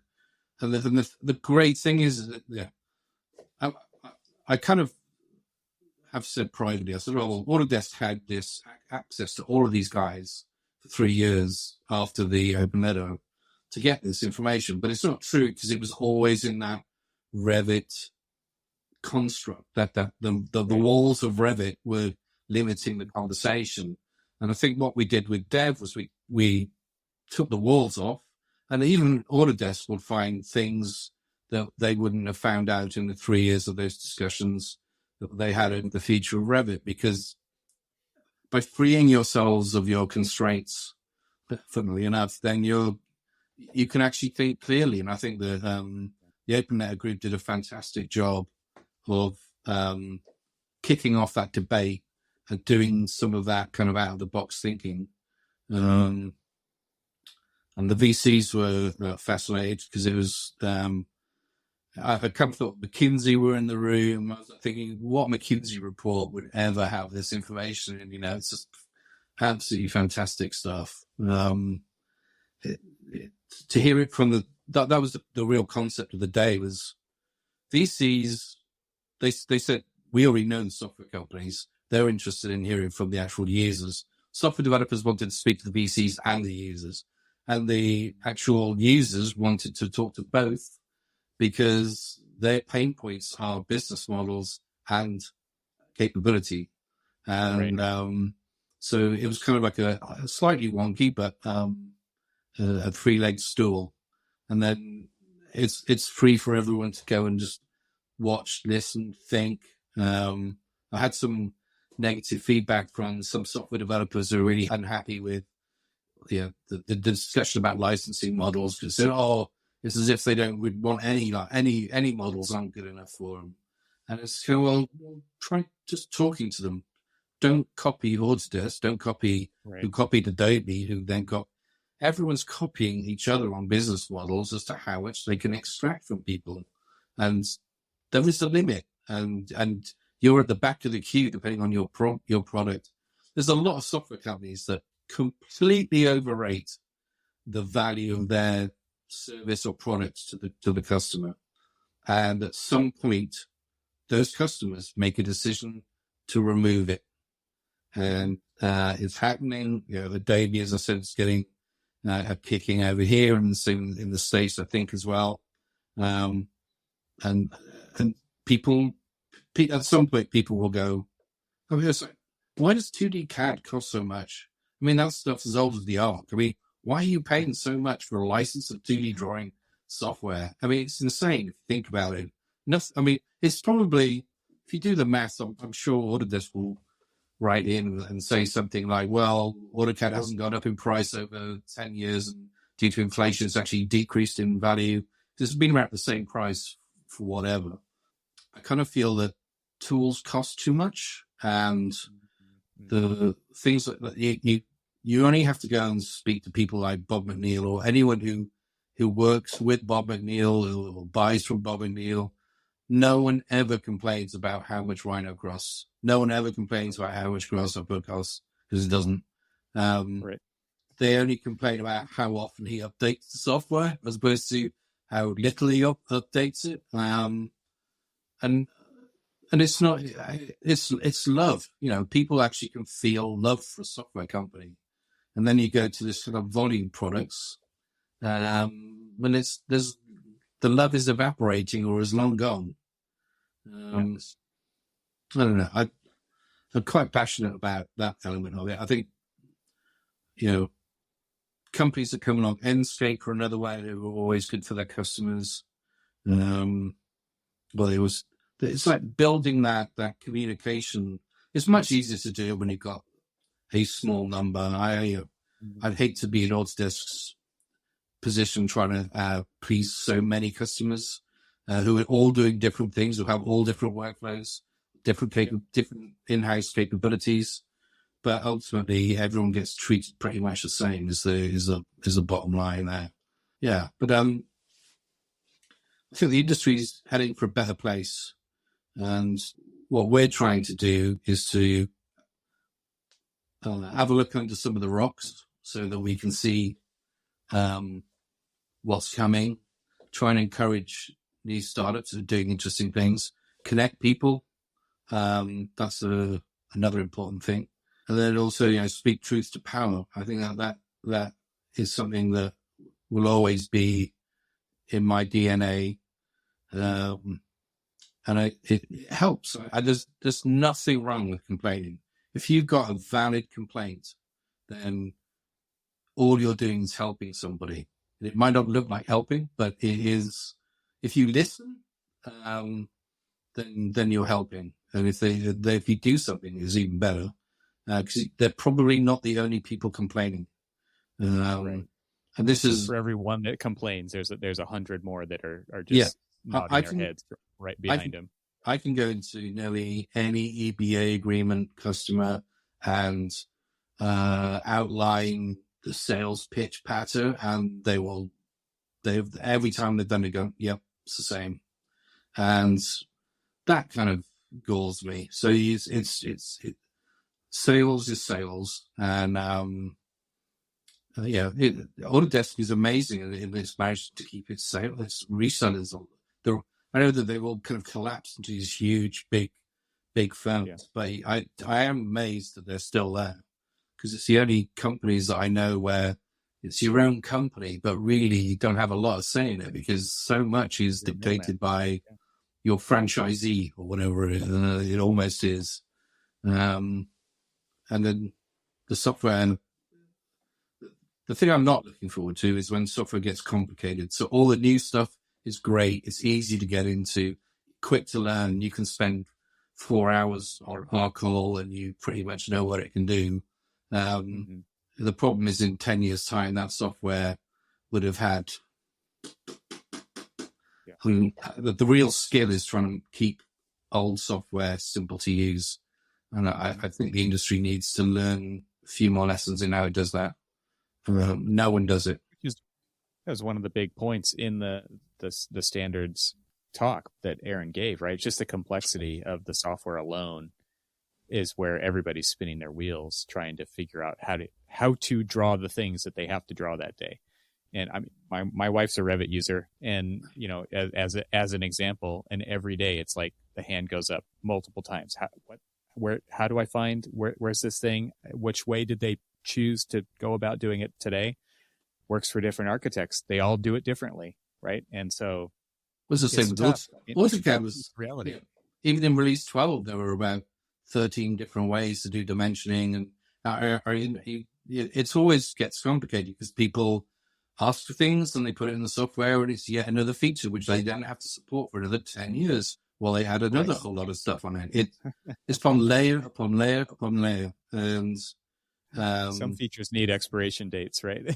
It's like I love Graphisoft rewrote the stair tool completely, and those kind of things excite me. They're not particularly exciting, but it's like you get to a point where you know what, there is a better way of doing this, right, and you run the fear of upsetting your customers because you've changed the way something is hallowed that is used all the time runs, and you're gonna.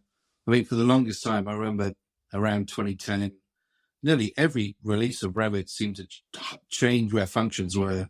There was like hunt the feature through all the different menus because you just didn't know what they were doing, and then eventually they kind of learned that isn't really a sustainable way of working. So things kind of settle down.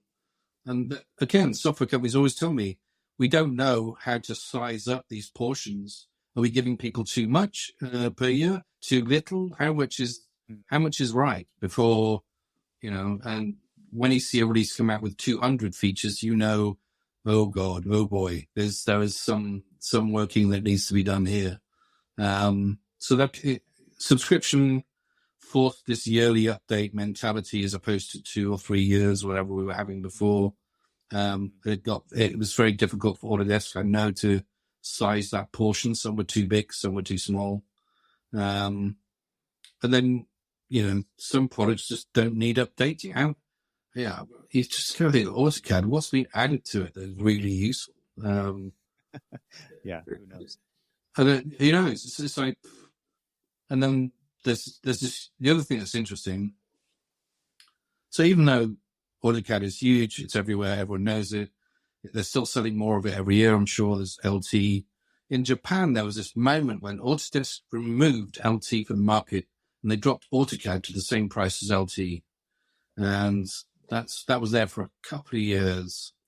And it sort of transpires, I think, that they were under some pressure from BricsCAD and GraberCAD, because all of those had all of the reverse engineered or rebuilt the APIs that went along in AutoCAD. So you could still run code and expand it and do. And in Japan, that's a big thing. Doing customization is a big thing.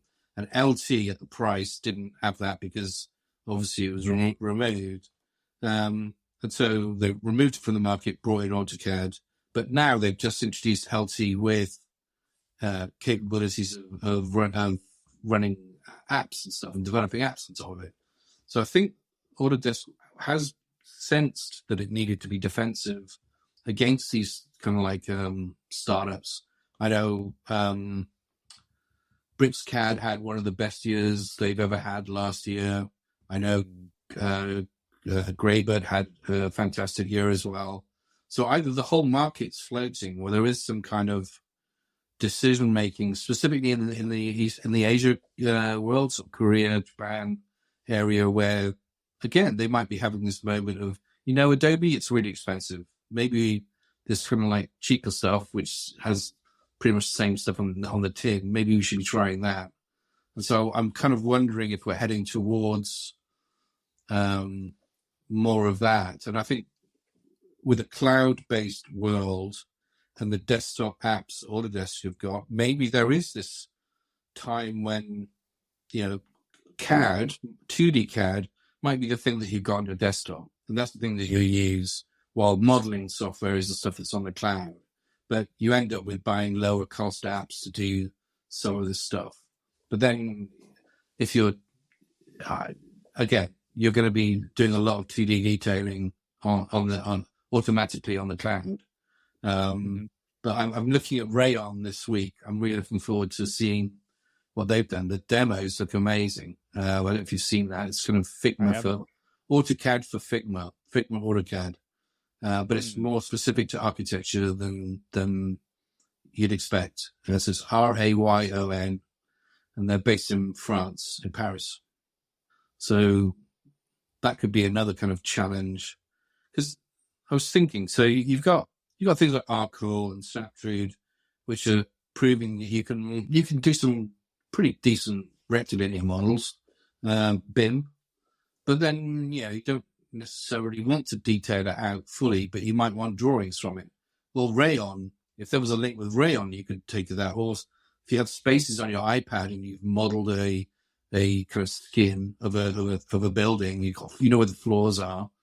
If there was a link between that and Rayon, you could do the 2D drawings, and you could also make edits, which would then maybe change spaces. So, but it wouldn't necessarily have to be this all-encompassing huge BIM system that you have to learn. You can just use 2 cloud-based apps and get drawings out or do experimental layouts. If Rayon linked to Finch 3D, for instance, all those kind of 2D drawing, if you have the walls of the building, then the AI can take care of the layout and you can just make some edits. I think these things are so exciting. I think Finch 3D were very hard to get hold of and very hard to convince because their software isn't really ready for the prime time. And so they came over and they said they'd show it. But I think loads of people are going to freak out when that stuff comes out because they've really got a very, very good idea of what it is that they're solving for architects. So I was very happy to have Paul, Jesper, and Pam over. I think one of the big pieces, I mean, that it was said over and over again, is the best tool for the job. And like, that's what you're speaking to right now. You're speaking to use this tool for this part, use this tool for this part. Why? Because they're incredibly adept at that part and they can focus solely on solving for that piece of it. And if the data can flow freely between these, then it makes a ton of sense. And firms and people who are in practice would be willing to spool those up when they need them. I think that's another important part about this is I don't need the design tool the whole time. I don't need the documentation tool the whole time. I don't need the presentation tool the whole time. But it has to be easy enough to pick up and leave. It's so hard. Yeah, it does. It really. I want to be able to turn it on and off whenever I need it. And it is interesting to see how Autodesk now has, and I think it was brought up during where the guy from the analyst presentation, the industry analyst, was talking about. He was talking about how there was the new token system for Revit where you could buy tokens and just turn it on and off, just use it whenever you want to use it.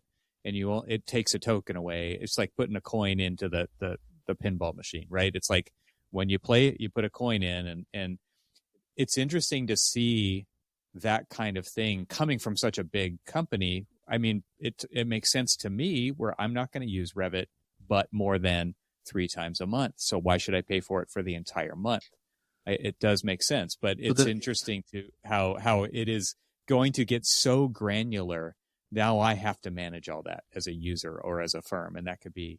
Firms are having to do that already. People on EBA agreements who have moved to token-based systems, they have to predict their usage for 3 years, and if they undershoot it, then they have to buy more tokens at a higher price. So they end up obviously losing. Penalty. And if they overshoot it, they end up with tokens that they not spent. The only way to keep them alive is to take on another agreement. There's the house always wins. I mean, this is essentially it's a casino. I see cloud tokens as being bitcoins. It's an Autodesk crypto. I think flexibility is good. If those crypto coins it's all about value. Does it save any money? Is it worth value? But the problem is that Revit is not a product that you can switch on and off. And if you only use Revit 3 times in a month, I hate to see how good you are at it in a year, because you have to keep using this stuff to keep the muscle memory and the flexibility. Otherwise, you're going to be wasting your time. I think the cloud unit or the cloud token is literally a whole day. It's 24 hours, 12 hours, I think. So there's no smaller. You're not renting it for an hour or by the hour. Okay. It's kind of like one day. That's your unit, and everyone pays differently for those units. So the EBA agreement, which is under an NDA, dictates your personal company price of however many those cloud credits are. As an individual outside, I'm guessing there's going to be like a very standard price that you will be paying, but it'll be a lot more than these other guys. But one company with an EBA agreement in America will be paying a different price per crypto coin for a cloud coin than one in Sweden or Norway. And it's all kind of hidden behind their EBA agreements. And so that's kind of an issue where it should be dollars. The whole idea of having this kind of arbitrary fake coinage really doesn't currency. Unit. It doesn't give clarity to the industry as to what they're paying, or what the industry's paying, or if you're being ripped off, or if you're got a really great deal, So there was no way the Autodesk will want to change the model to the point where it makes less than 4 billion a year. It's got to be about growth. So whatever the new business model is going to be, it's not particularly clear yet what that will be with this kind of move to the cloud versus what they've got at the moment. How can you do non-compliance when you're you're using Forma and all your software is on Forma. Autodesk makes a lot of money from non-compliance, and suddenly that non-compliance money will disappear if there's no way to accidentally install or copy or whatever. So what would be how will you replace the non-compliance money? How will you, at the moment, I think the open letter group said that they get 39 applications in the collections or the suite, whatever it's called. On average, they only install 4 of them.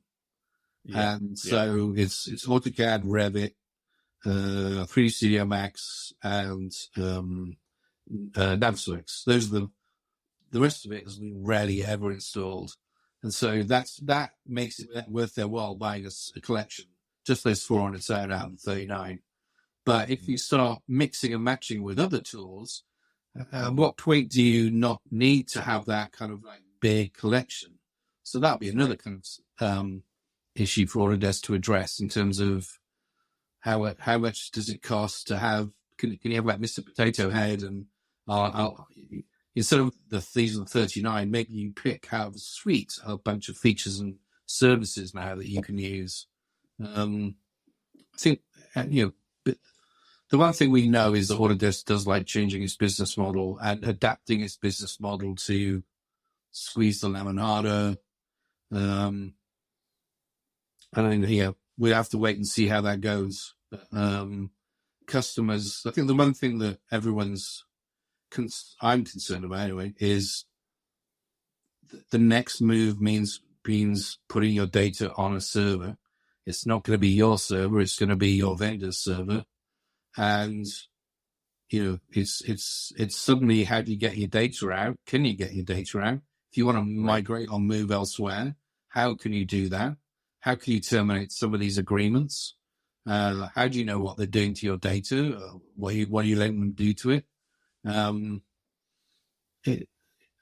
As it is, nearly all software is automatically reporting back all the time to base, telling people what you're doing, giving them insight into how you use the software, what functions you use, what you spend most of your time doing, and they hopefully use that to improve the product and stuff. But it can be used in a business case way.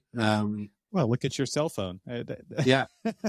I mean, people are pretty oblivious to it, but talk about reporting back, right? I mean, different apps with different qualifiers for everything under the sun there that's reporting back on your usage, your location. I always tell my friends with Chromebooks that they're basically running a virus. It's there, reporting back every single thing they do. And part of the free software and all the Google Nice apps and stuff is that you're literally selling your entire usage back to them as knowledge. We haven't got quite that far back, that bad in there's no kind of advertising model in that yet. But when I talk to Graphisoft, seem very much against that, against cloud-based models, at least pure cloud. They think it's insecure. That's the story they're telling me. But there's a lot of firms who can't do that either, right? They can't have their data off premises for the type of project that they're working on. Yeah. Well, I think Autodesk is kind of suffering at the moment that there's a lot of people with Autodesk ACC that need some kind of special governmental approval in the States for defense stuff. And I think they've been promising it for a number of years that they're getting. It still hasn't come. And they're kind of getting a bit upset about, I need this. I need this so I can use these tools on this job. Right. And I've only come across that a couple of times. I haven't seen, I think COVID got rid of a lot of people's worries in that it's just enabling people to downsize their offices. There's a hell of a lot going on now. People are in 2 or 3 times a week, if that. Mm-hmm. So we really are working in a very distributed way. And I don't think it's going to change because I'm seeing really large corporations here, not necessarily architects, making substantial changes to the amount of office space they're letting. This is multi-year, forever decisions. And it's happening. This is going to stick. It's not short term. And the generation that complain about it are the ones that are kind of in God's waiting room. They're not necessarily the younger people, because quality of life is so much better to work from home if you can. I know people with children, maybe a willful dog, but it's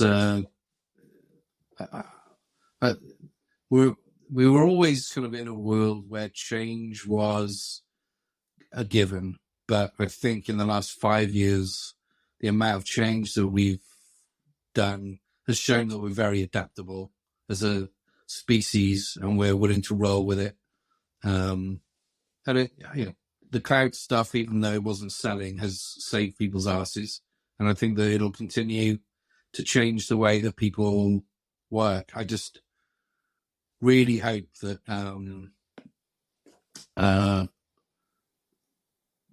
that the way things work are actually for the benefit of customers, not just shareholders and not just business models. And I think with Next Build and Next Dev will continue. We'll have a new batch of startups next year doing different things. We're going to have some more VCs, maybe some more Americans, because the American market for VC is so much more, it's so much more engaging. In Europe, you have to have a product that's ready to go before you get much funding. People in America are much more likely to make a bet. There's something inherent in American culture, which is to be admired in terms of taking risks. I mean, you guys cross that continent not knowing what the hell's on the other side of it. I think that still continues. So I think I always get very envious when I go to Boston. So on the Mechanical CAD side, nearly all 3D printing came out of Boston. Then you got PTC, Onshape, John Hirschig, SolidWorks. Everything. The Boston area for MCAD is huge. When you go there on the startup environment, and you go to these incubating buildings, the buildings for incubators, and you talk to these young kids with these amazing ideas, and it's so inspiring, and it's concentrated. We don't have that. We just don't get the same level of intensity and the same risk taking. So the majority of firms that came over were America, Canada, Israel,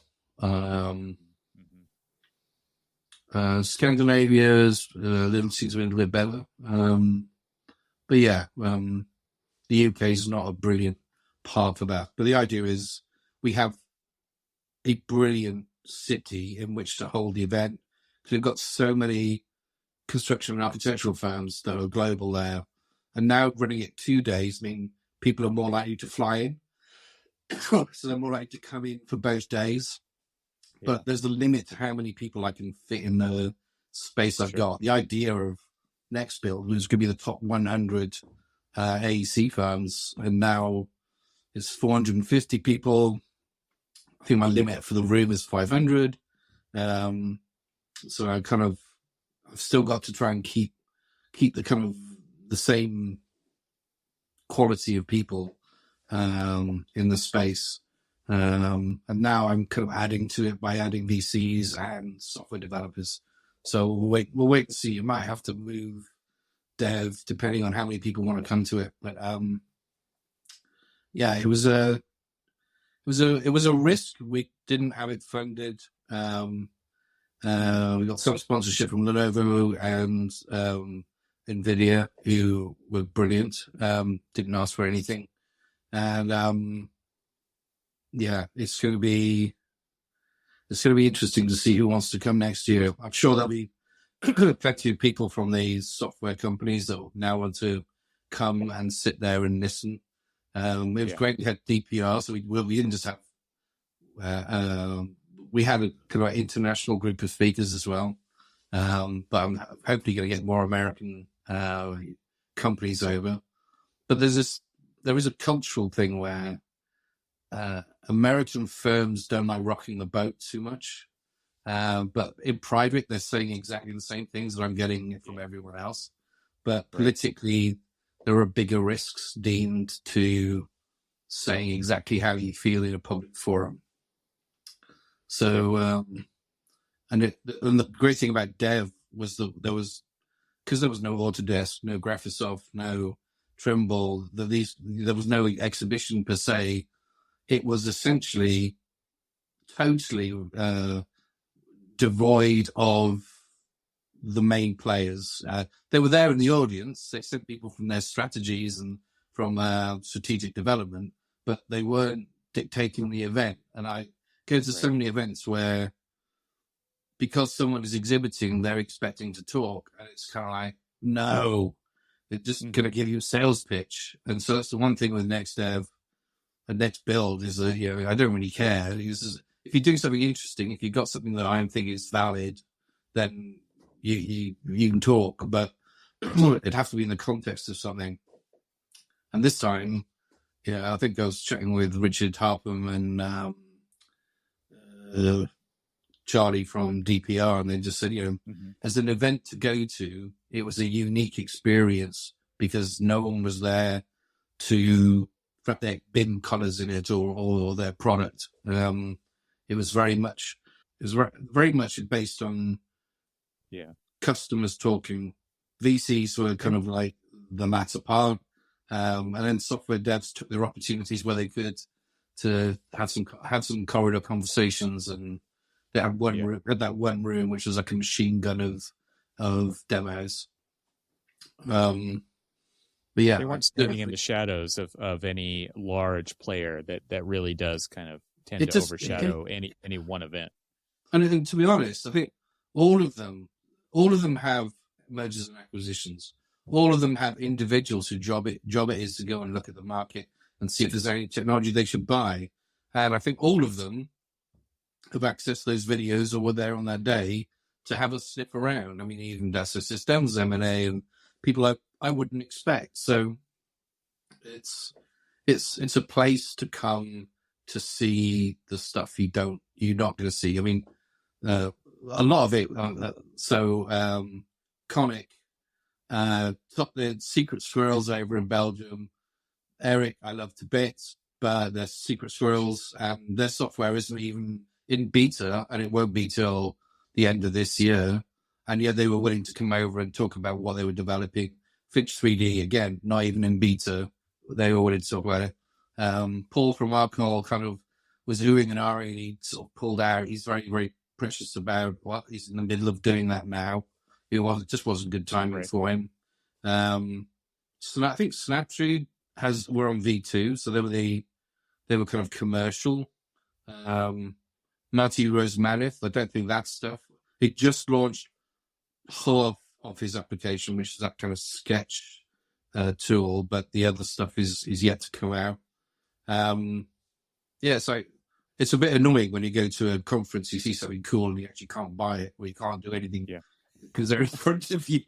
So I think Swap and Snaptree were the only two players to actually have commercial products out of 9 or 10 people who gave presentations.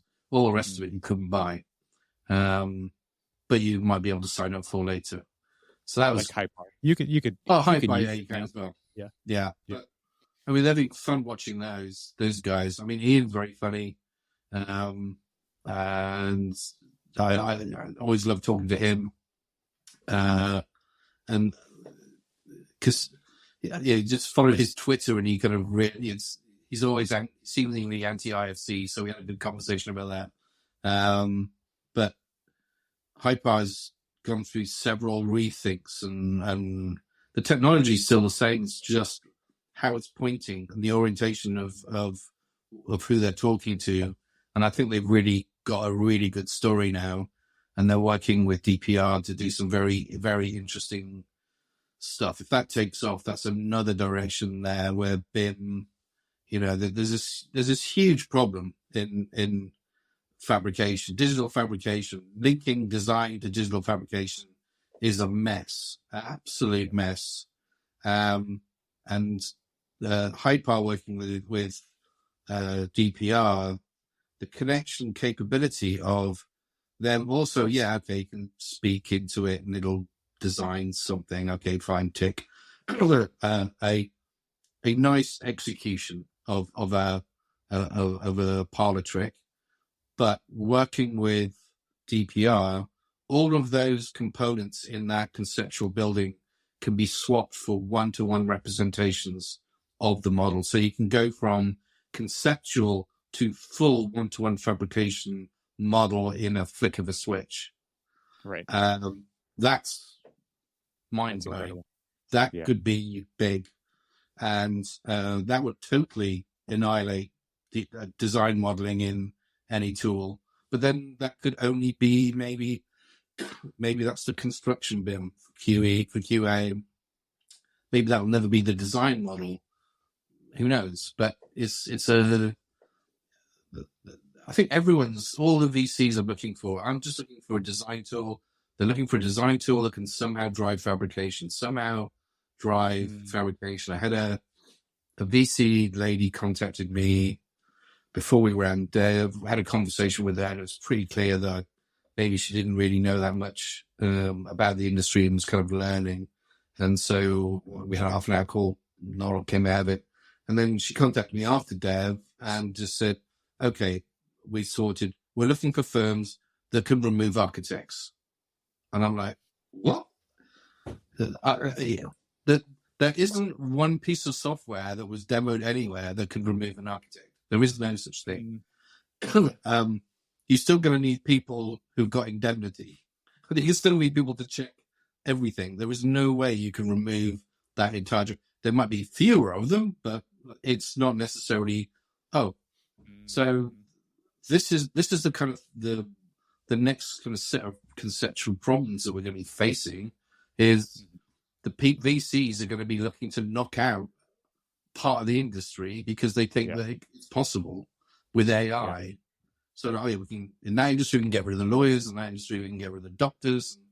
Everybody wants to get rid of somebody. The architects want to get rid of the plan checkers, right? As an example. Yeah. Well, and then with AI, everyone's thinking, oh my God, they're going to steal my designs. But at the same point, all the same companies are talking to me saying, what we really want is an internal AI that learns from our designs so that we can get rid of our people. We get rid of our people, not other people get rid of us. And I'm like, wow. So everyone's going to AI each other. It's just like these big, huge whacking sticks at some point. Right. And I think at that point it becomes very difficult to predict the future because what it gets settled upon is nothing that we can possibly imagine at the moment. All right, that's where I'm cutting off the conversation for part 1. Join us in the next episode where we'll jump back in and continue with part 2. See you next week. Thanks to our sponsors and thanks to our members this week. Find out how you can become a member at trxl.co. And I'll talk to you again next week.